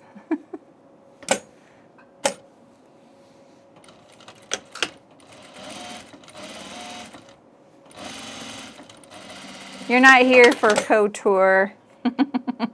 You know, honestly, do we edge stitch this whole thing? Ah, we edge stitch the whole dang thing. No apologies. No one needs to unsubscribe now. Unsubscribe. I like both so longs of projects and short technique videos. I prefer spoken explanation when I can get them, but I've learned a lot from you. Yeah, they're hard to watch in the in-app. YouTube link. Oh, interesting. I did not know that. It gets lost in... Donna! How are you? I haven't seen you. I was thinking about you a few weeks ago and hoping you were having a good summer. I know your summers are always really busy. Inside the hem. Oh, those are fun. They do a good job, the inside the hem. Yeah, I know. Now I know what you mean. When you said beyond the hem, I thought that was a typo. Thanks, Julie. I actually think those short videos would do well. Yeah, they really would, but I was thinking that people... Maybe I just need to not make them guild only. I don't know. But they would do really well. Yeah, just... Okay, Michelle. Nice. What's wrong with machine sewing? I don't know. Nothing's wrong with it.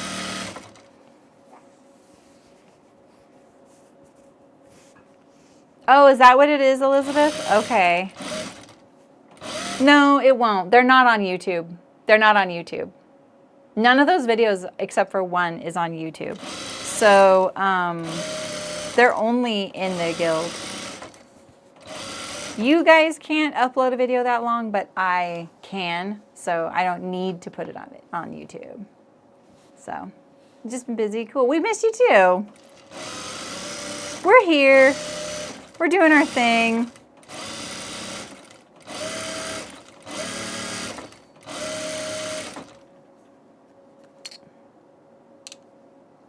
let's fuss with this corner a tiny bit before we immortalize it forever in this position, because it could be a little better. That made me a little nervous. That made you guys nervous? See, right here, I feel like I can get more. And I'm going to push this in a little bit to make it look straighter. And pull this out. And we're going to force it to look like a squared corner. Oh, this one could have been better too. Whoops.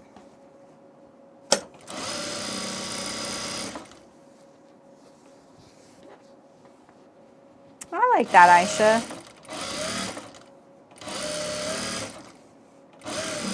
Yeah, I don't think anyone would join the guild for them, even though they're probably like, I don't know, I'm really loving doing those. Oh, thanks, Mullen. Yeah, the SPS ones are on YouTube. Well, privately, yes. Where's the, here it is. Oh, here it is, okay.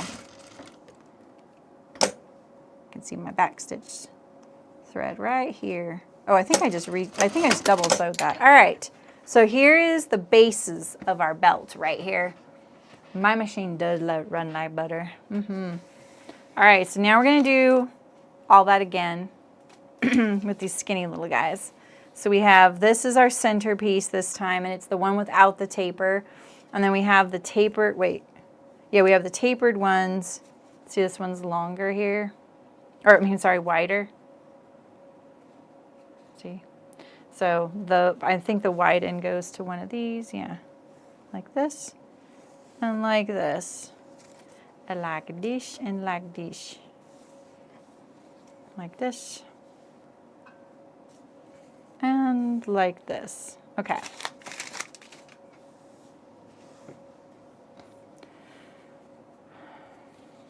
Second, first, same as the first. This one is going to hearts, but when it has a second sleeve.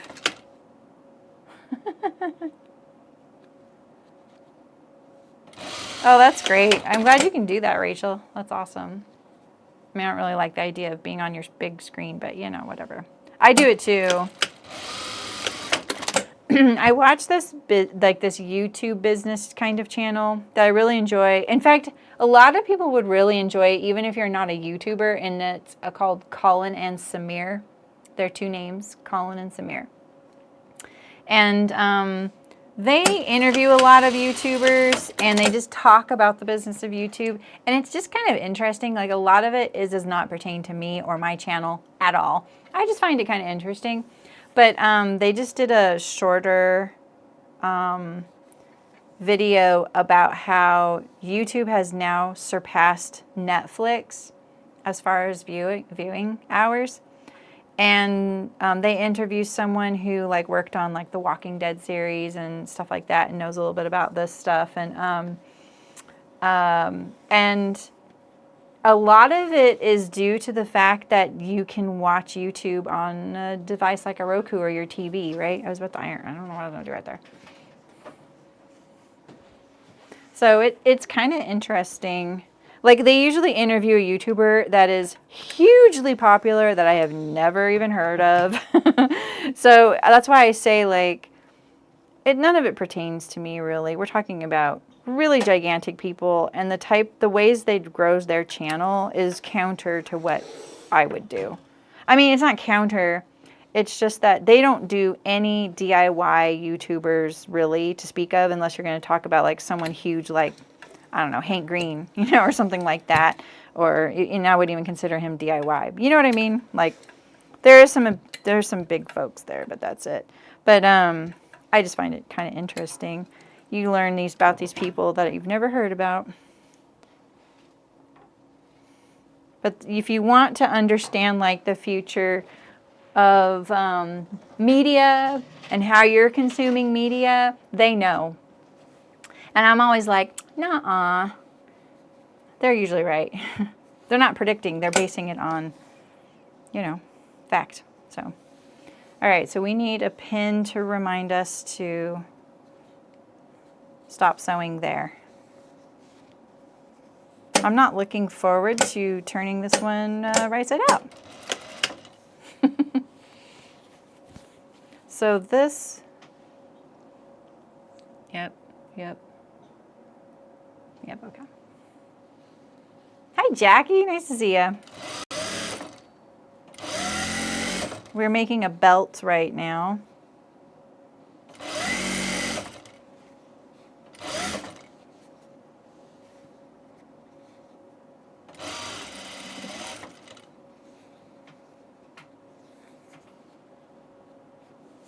Okay.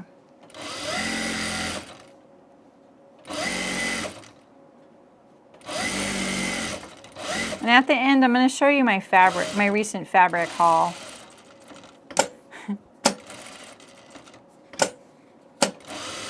Like, I ordered fabric to make a birthday gift, but that's not really what I'm talking about. It's this fabric I got from Miss Matabi. I was trying to prevent that, and it still did it. Caught my... When you've sewn this long, like when you're first starting sewing, you think, how could I change a sewing machine? Now, I 100% know ways I would change sewing machines, and one of them is I would design feet. This, I really wish there might be other default feet for the Juki, this one, but there would be a couple things I would change for sure about this. One of which is I want a closed toe with a side thread slit. And I would really like this kind of toe with a lower lift in the front. And I could take it to like Tennessee Attachment Company, like, cause they make feet. Terry, did you know that? There's a place that you could have feet made. You just tell them the specs and they do it. It's also like $1,000 probably.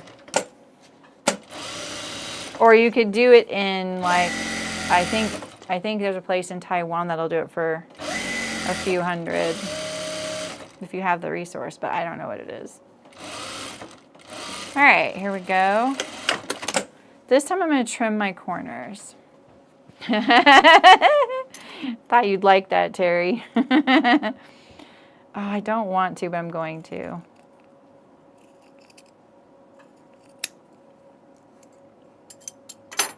This is going to cause me problems, I know it.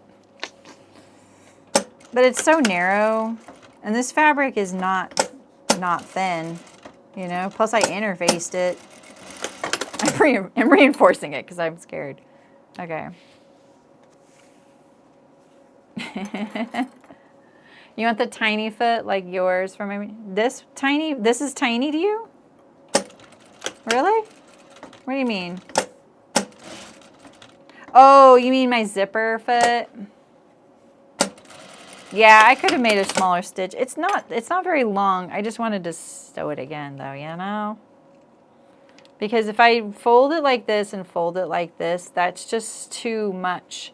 Because the finished width of the belt is right here, right between my thumbs, right? So I can't, like, that's just not gonna happen. Maybe if I use the hammer, it would. Yeah, I think she means the zipper foot, exactly. I'm just trimming around, not all the way up to the corner. Okay. We're gonna use the loop turner to turn it this time. Here it is. I think I would also put this slit in the middle of your belt. Why not? And then you only have, clip the corners and smaller stitch length. I mean, I'll do a smaller stitch length, but the stitch length I'm using is pretty small.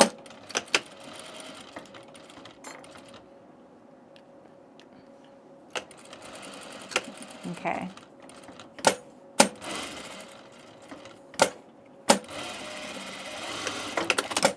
And clip the corners. I'm nervous to clip the corners.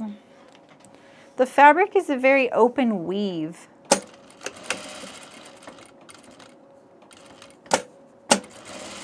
I love how I was like, oh, it's going to be way too long to hit that corner. No, the stitch length is so short, I landed on the corner perfect.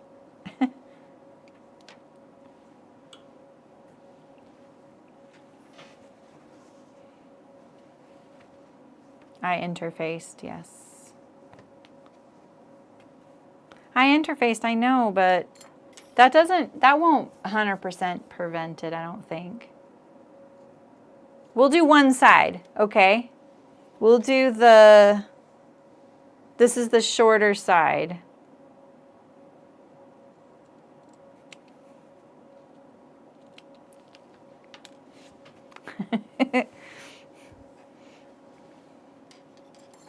Okay, is that a good compromise? I mean, I know what you're saying, like, I'm still nervous though, because I have to punch through. I can't punch through now. I can't punch through now. You know what? I may have to take out some stitches right here. There's a low shank straight stitch fit that's narrow, and there's a baby lock narrow fit that would fit our machines. Oh, interesting.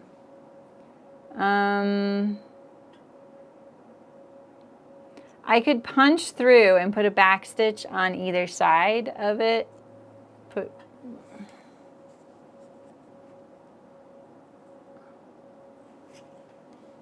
Oh, it's starting to grab my fabric. I'm gonna make a little hole for my loop turner. And then this way, I can just stitch this shut, you know?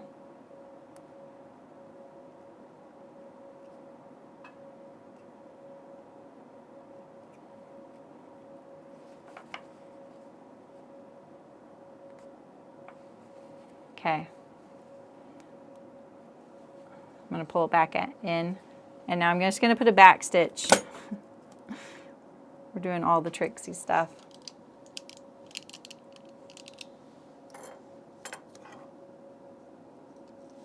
We're just going to put a back stitch. Shoot dang, I cannot see that.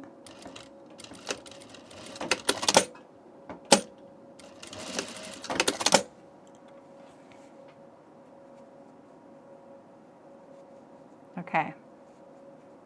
All right. Wait, let me get it back through. Boy. Okay, so now we're just going to put it just through.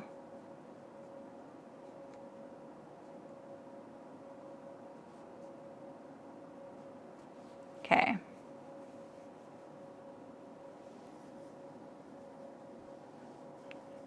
I lost it. Okay.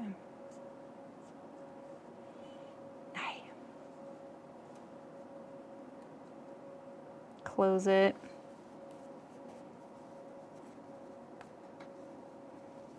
I really need to get this. My problem is that, there we go, okay. When I'm trying to push the handle down to the opening, it was becoming unhooked down here, so I need to keep tension on it.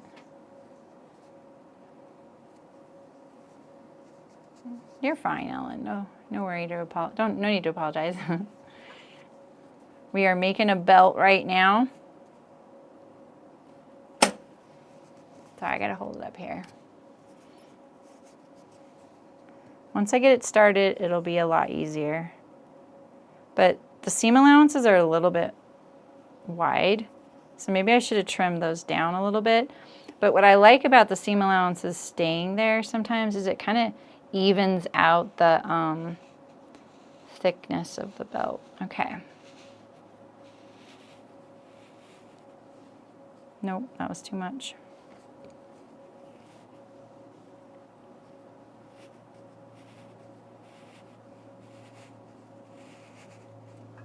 Okay, now I unhook it so I can grab it and really pull.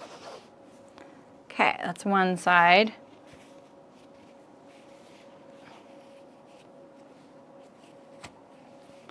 Okay, now we have the long side. I'm just gonna give myself a little hole for the loop turner again.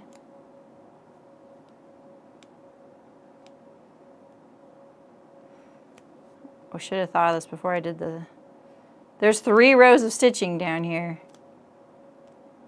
And one of them is the really short length. Okay.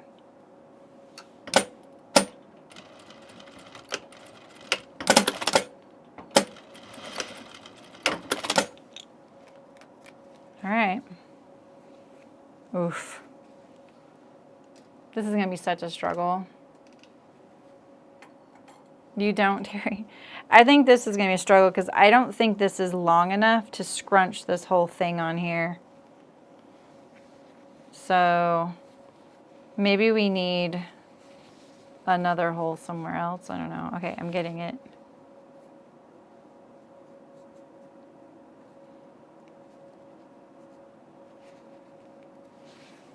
Okay, we got it.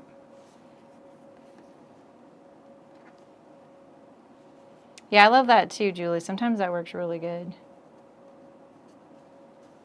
I can't get the straw thing to work.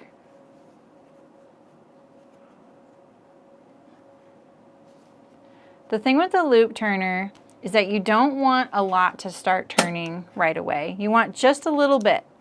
You need it to slide against itself, like folding in on itself. And if you try and pull too much in there and it's not already like going around itself, this is hard because the fabric's very stout and it's very narrow with those seam allowances, right?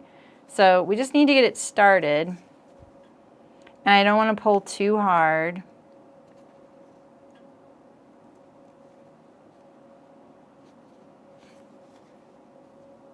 Sometimes I try and pull the fold over to help it. Okay, there we go, we got it. So I'm really only like doing a little bit at a time. Like now that like right here, I have this much turned. I don't go here and start sliding because what'll happen is I'll get a bunch of fabric trying to, it's like too many people trying to go through the turnstile at once and you get jammed up, you know? Like right there, see that's just a little too much. So I back it off a little bit and I try not to do anything with where the hook end is to unhook it.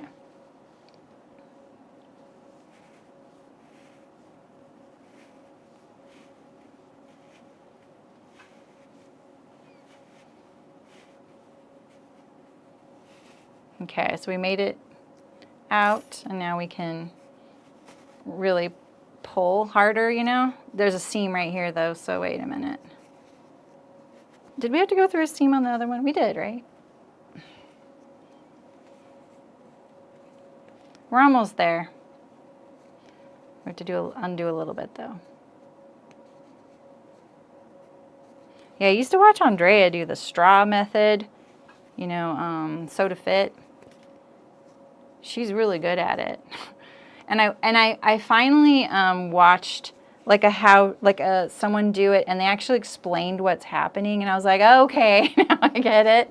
But I've still never had any luck. Okay, here we go. We're in the clear. Whew. All right, well, let's try and turn our corners. So this is the long? This is the short. This is the side we clipped the corner of. So let's sort of kind of loosen it up a little bit. Get that seam playing nice.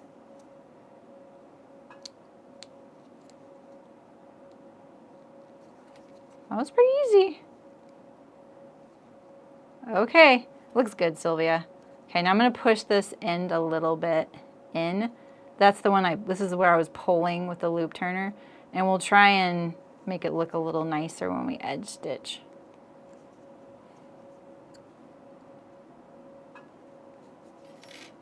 I just had to trust the this is, you see this little bump? That's from my loop turner. So let's try and poke it back in there.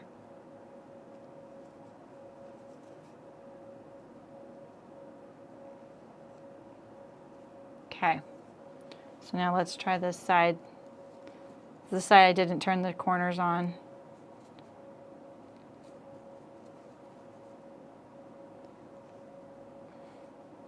I mean, that was fine too, I guess. So, yeah, I guess they work. This one's not as nice right here, but this is close to that where the loop turner was in there. This one, these are definitely bulkier, the corners I didn't trim. This one feels a little less bulky. They look about the same. I will trust it again. I feel like I've just had such bad, problems with the corner popping out. Okay, let's iron it a little bit, and then we get to finish it. We get to stitch it onto the belt. So I'm going to try and maybe what we could do is if we pull on this and finger press it.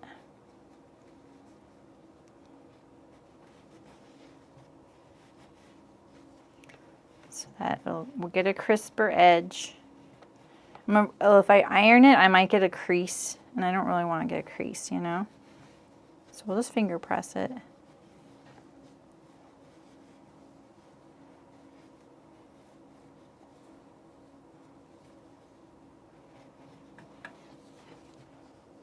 I'm kind of excited to stitch this to the belt, and I don't know why, because it's going to take like 2 seconds to do that.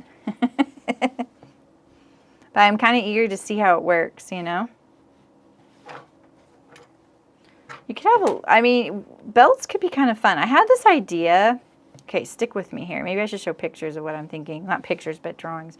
But I had this idea that you could kind of have a little bit of fun if you made like a little apron style peplum that you could interchange. Like you could just wear it. So it's not quite a belt. It's like this long. And maybe have like a little flare to it, right? Like this, or it doesn't have to have a flare. But with the right shirt or maybe little like sweater vest, it could be kind of a fun accessory you could do something fun with. Like I was picturing one like highly embellished with a really, solid top and pants, but a really embellished little, like, I don't know what, like a belt, but kind of sitting below like a peplum does, below the waist. It just sounded kind of fun to make, You could do a lot of work on it when it's not even that big. Oh, oh yeah, sorry, I didn't switch it. Sorry, I wasn't even looking at the chat. Here you go. I'm sorry. Did it switch? Yeah, it did. Why, you guys weren't shouting at me? I'm sorry. So I just went down the length of it and I went like this. I just finger pressed the edge here. Yeah, this room's pretty small. It's no secret where my ironing table is.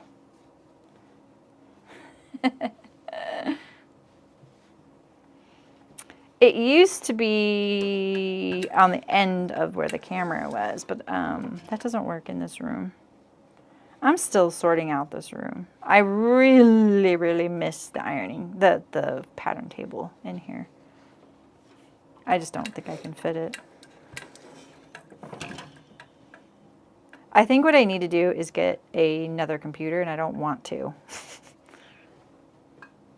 And then I could have, because I'm using my editing computer to stream because it's so great. I love it. And I love editing on it. It's like a breeze. Okay.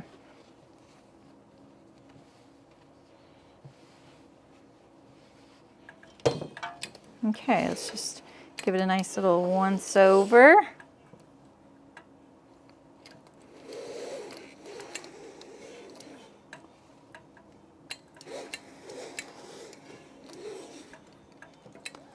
I think a good strategy for dealing with how, you see how these seams, where the seam is right here, it sort of pulls the fabric, right? You could probably either make the seam a little longer, like go out, just like a little bump, right? Or you could do a long stitch length here, and I think that would help that. And I think also I would put this just in the middle because it goes on your back. So no one's really going to see it, and we're going to edge stitch it. And then it would help this not be so, this seam right here, be so dramatically small, because this is very loose because it's unstitched. See that? It looks like a completely different width. These are supposed to be the same width. So.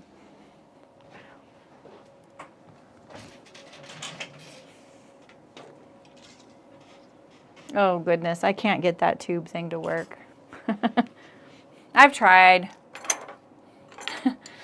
But yeah, I'm not sure. It might with the larger tube, it might work. Okay, so here is our belt. And we have this crazy pattern notation here. I don't know why it's like tight here and then it loosens up. That's why I was like, what? But it looks like you do the whole center of the belt. So let's pick the side we like best. Maybe there's not much difference. I think this side looks a little better. And we're going to edge stitch this actually. I don't know what I'm doing here. So it says to edge stitch the whole thing, this tie, this narrow one, and then stitch it to the belt. But if you wanted less stitching, like say yours is a lot more noticeable, what you could do is stitch just the, from the seams right here, just from the seam to the end. And then when you top stitch it down, you'll get this stuff here. So I think that's what I'm going to do.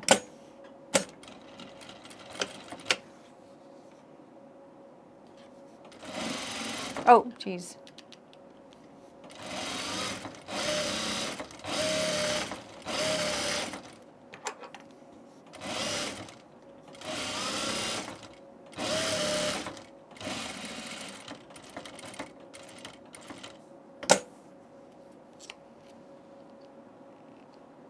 I need light under here, man. It is dark.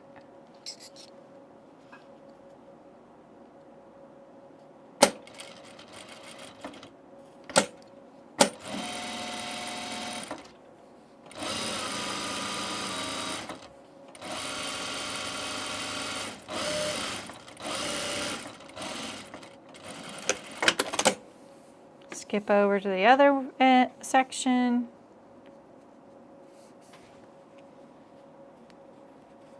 Let's get this as wide as we can.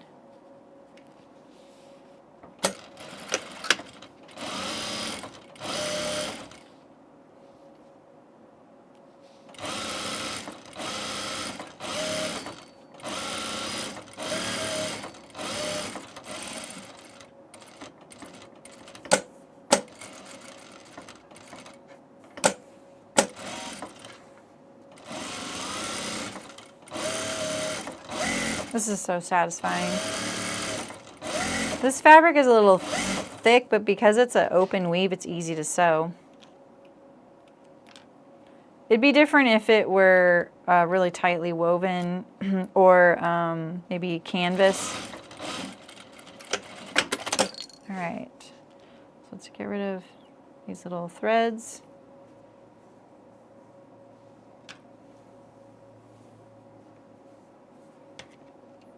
They blend in really good, you know? Do you have a new space? I do.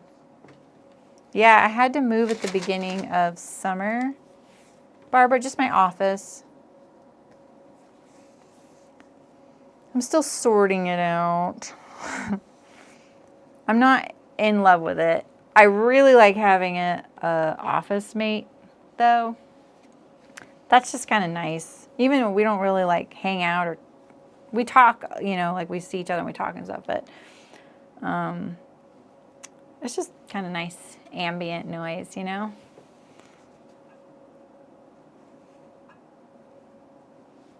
Okay, so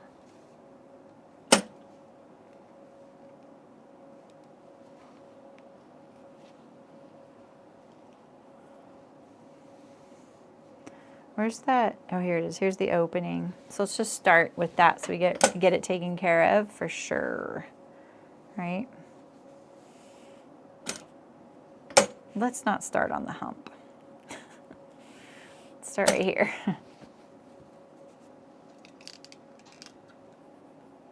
Not as lonely. Yep, exactly.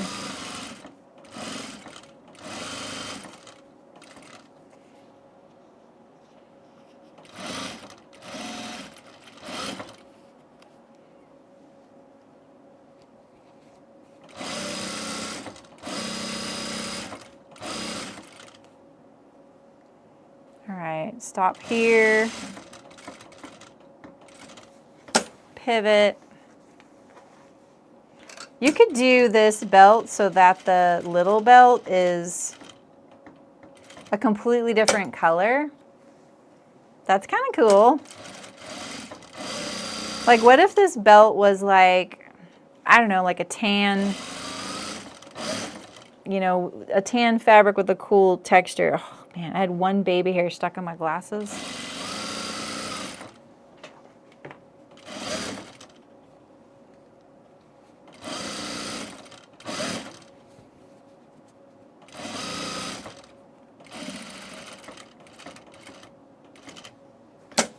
I have a size 14 needle in, so I'm not gonna lie, this makes me a little nervous right here. Maybe a 16 would have been a little better for this thickness here. Okay, let's trim this. There we go.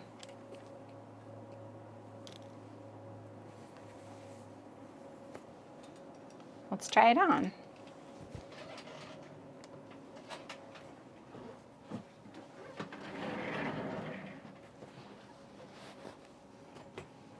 Let's see.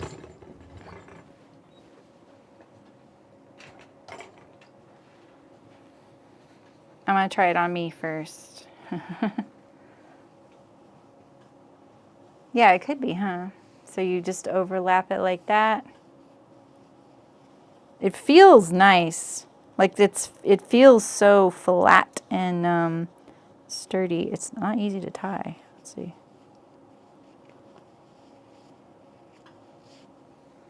Like that.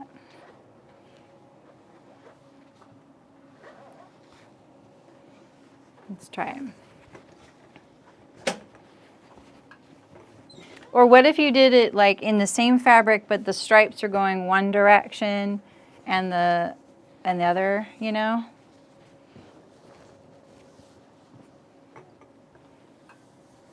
I think you can buy the belt separate, by the way. Because I see the tunic separate as well.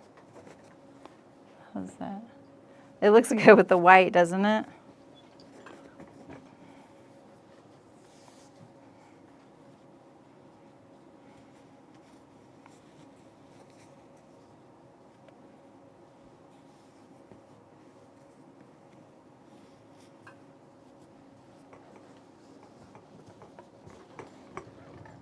Yeah, it's pretty cool.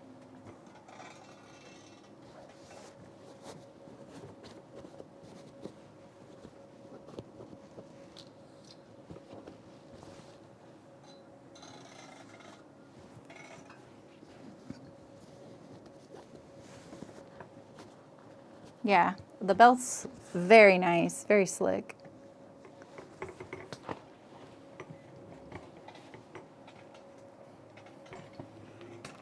Oops.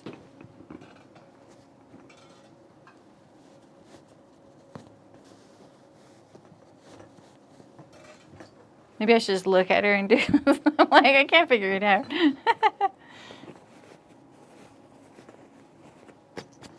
Yeah.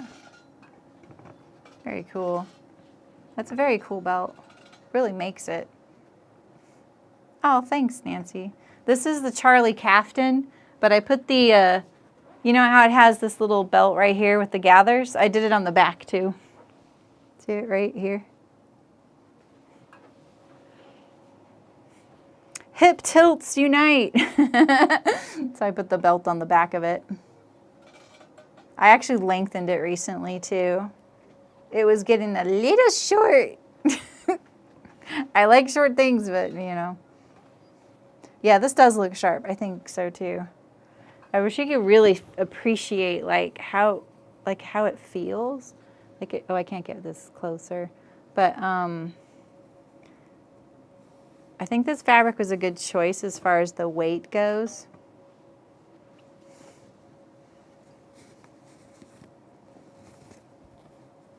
Yeah, it's very cool.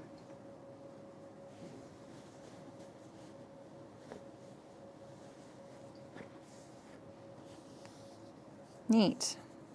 Neat. All right, let me show you guys my fabric because I need your help figuring out what to do with one of them. All right.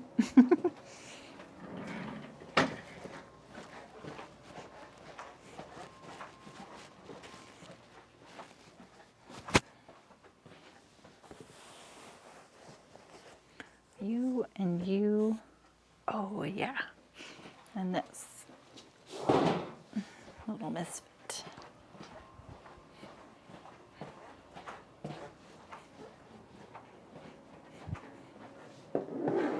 Okay.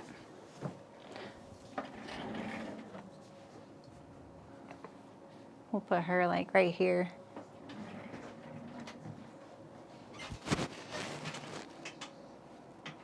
I just got that, Terry.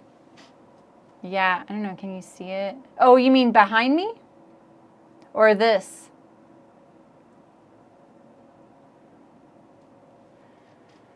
The thread wall stand, the one on the wall, so affordable, and it's just a CD shelf. And CD shelves are, people don't have a lot of, they're not like buying CD shelves anymore, so you can get them really affordable. And I got the largest one. And it holds thread. You can make all those little shelves wherever you want, but it's just very shallow, so it holds the binding and stuff. And then that one, yeah, that's the 100 one from Waywack. And I had to, because my other things that I've been using, they're these plastic like suitcase things, and they fall off the wall a little bit. Yes, Aisha, the CD shelves, that's what I'm using. Okay, so this right here is just, this was my frivolous purchase right here. So I just liked it. I think there's something about it that's pretty neat. And it was called Decoration Park. This is all from Miss Matabi. I'm really sorry if you've never heard of them. Please don't complain to me. I've been avoiding buying from them for years, and here I am. So I think I'm just going to make a little button-up blouse on this. It's silly. I like it, right? Whatever. Okay. But Aisha, not Aisha Walsh, Aisha, she was like, hey, Miss Batabi has printed corduroy. And I said, what? And I want to make blazers. So I got this as a printed corduroy. And I like it. I like it a lot. They have a lot of printed corduroy, right? I like this one. Yeah, right, Jay? I know. It kind of has that, look, there's a bunny riding a panda bear. Look, there's a chick riding a dog. I mean, you know, it's kind of silly, and it's not super cutesy. Like, I really like certain things, but they're just a little too juvenile, and this doesn't feel as juvenile. So, all right, so yeah, this is my blazer. This is the one, when I saw it on the site, I really liked, and I do not like it in person. It's really beautiful fabric. I cannot imagine wearing this at all. So, this is the one, like, I can't imagine. Like, it's fine, whatever. I spent the money on it, right? I haven't had fabric I don't like in a long time. So, I like it better seeing it like this. But I don't like abstract very much. I think that's what it is. I was going to say it was Disney-esque, but not cutesy and Mickey Mouse. Exactly. Your comb threads on a CD shelf. It is corduroy as well. Yes, it is corduroy as well. It's printed, yes. Printed corduroy. And the background is white. All right, so this is the one I'm having trouble. Like, if I don't want to do all the effort of a blazer if I'm not that into it. But what would I use it for then? You know, like, I don't know. I think it's just gonna go in the deep stash. I don't know. You know, I was thinking that too. Bib overalls could be a potential, or a vest. Yeah, they have a embroidered corduroy that is more than gorgeous. A skirt. Okay, maybe a skirt. Okay. I think that's it, Katie. I could do a skirt in this. Like maybe like a button front skirt. Yeah, that's true, Ellen. A fabric swap could be fun. Dog bed, pinafore bags. Just throw all of it out there. You were, Aisha? Yeah, I think skirt. Okay, I like that. All right, and so then in other news, I have this completely finished hinterland. Right, so I finished the hinterland. And I lost the sleeves. I don't know. I do not know. I do not know how I lost the sleeves. I do not lose things.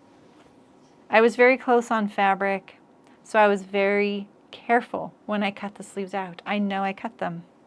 I cannot find them. So at Miss Matabi, they had this green double gauze, and it looked like the same color on screen. It's not. I have this, and it's not.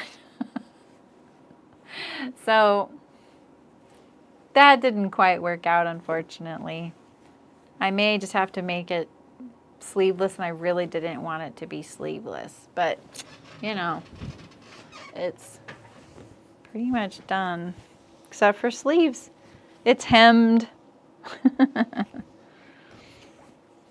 Everything's done. I just didn't put buttons and buttonholes on it when I realized I didn't have the...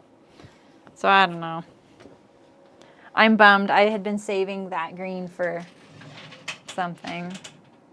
A True Bias Blair skirt. I think my feet. Okay.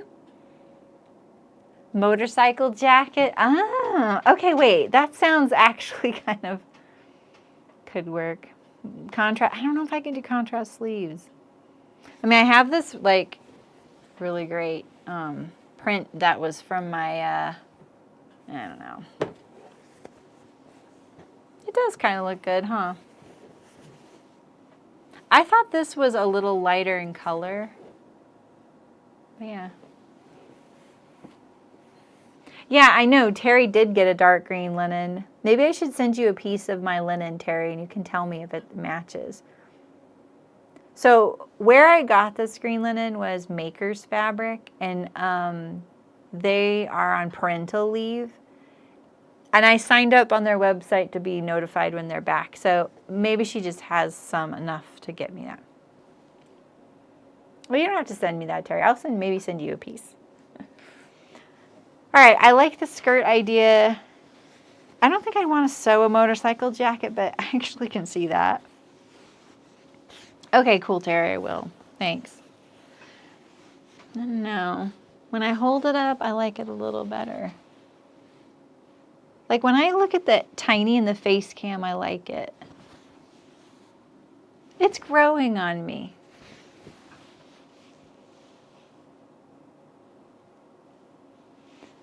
It's very autumnal.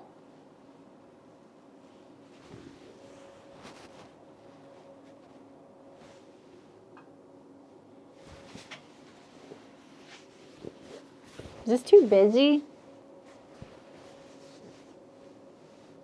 I don't care. I'm making it as a blazer. Yeah, that I gotta yeah, you know, I'm picturing like one that's a skirt that's smooth at the top with a button front. That's very fall-ish. Can we still wear brown boots? because I have brown boots that would look really good with it. Okay, you guys are helping so much. 70 style. See, that's what I'm a little worried about. I know, right, Aisha? The Blair skirt, brown riding boots. Yeah, they're like nice boots. Can we bring back boots again? Style Arc Bonnie. Okay, I'll look at that. Is the estuary skirt gathered at the top? It is, right? Oh, I wasn't sure. I thought you were saying that as a negative thing, Elizabeth. The maxi jean skirt with boots. I wear boots in the winter all the time. Well, it's cold there. Here it's a fashion choice.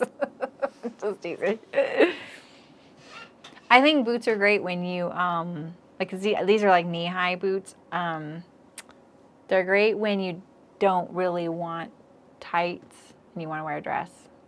Oh, okay, Elizabeth, I wasn't sure. Okay, this is growing on me. I think if I think about it as fall-ish, it helps.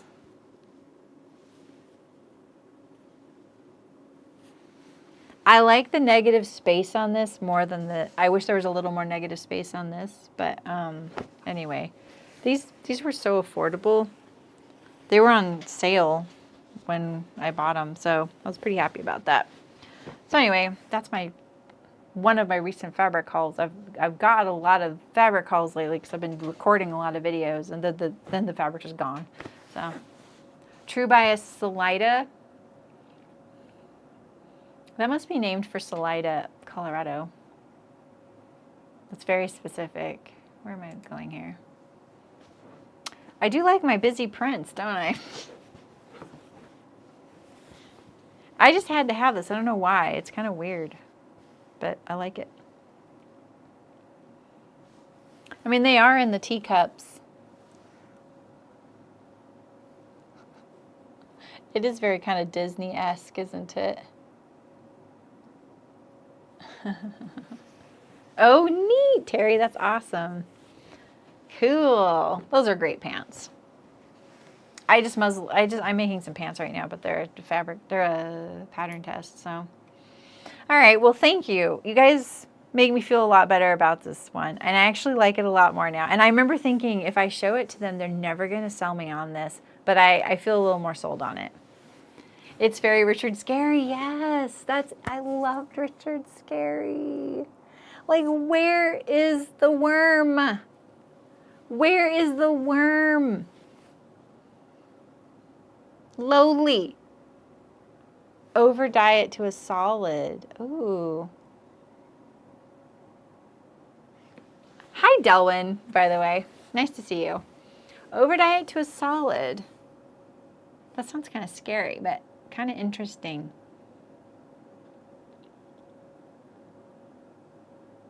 Huh. Okay. You know what it is? I feel like this is very, like, fashion-y, and I don't dress very fashion-y, so maybe that's it, too. Okay. Thanks, you guys. All right, and thanks for joining me for the Ascot tunic and the belt. The True Bias Blair. Okay. All right, True Bias Blair. I'm going to look that up. Turned out cute. When she better behaves, she'll get a second sleeve, but right now she doesn't deserve it. No, I'm just kidding. I'm just kidding. All right, so I'll see you in a couple of weeks for the Taya dress by Pattern Fantastique and my 6-year anniversary live streaming to you guys. So, and if you're kind of liking hanging out with these folks, because they're just like this in the guild too. They're very chill. You can join the guild and hang out there. It's free to join. And there's some fun stuff there. And I might think about making quick fixes public on YouTube. I really wanted a guild-only benefit, but there's a ton of guild-only benefits, aren't there? And it's free. So maybe I should be more smart about that, like you guys are always telling me to be. All right. I'll see you guys in a couple weeks, unless you're in the guild, and I'll see you sooner. Bye.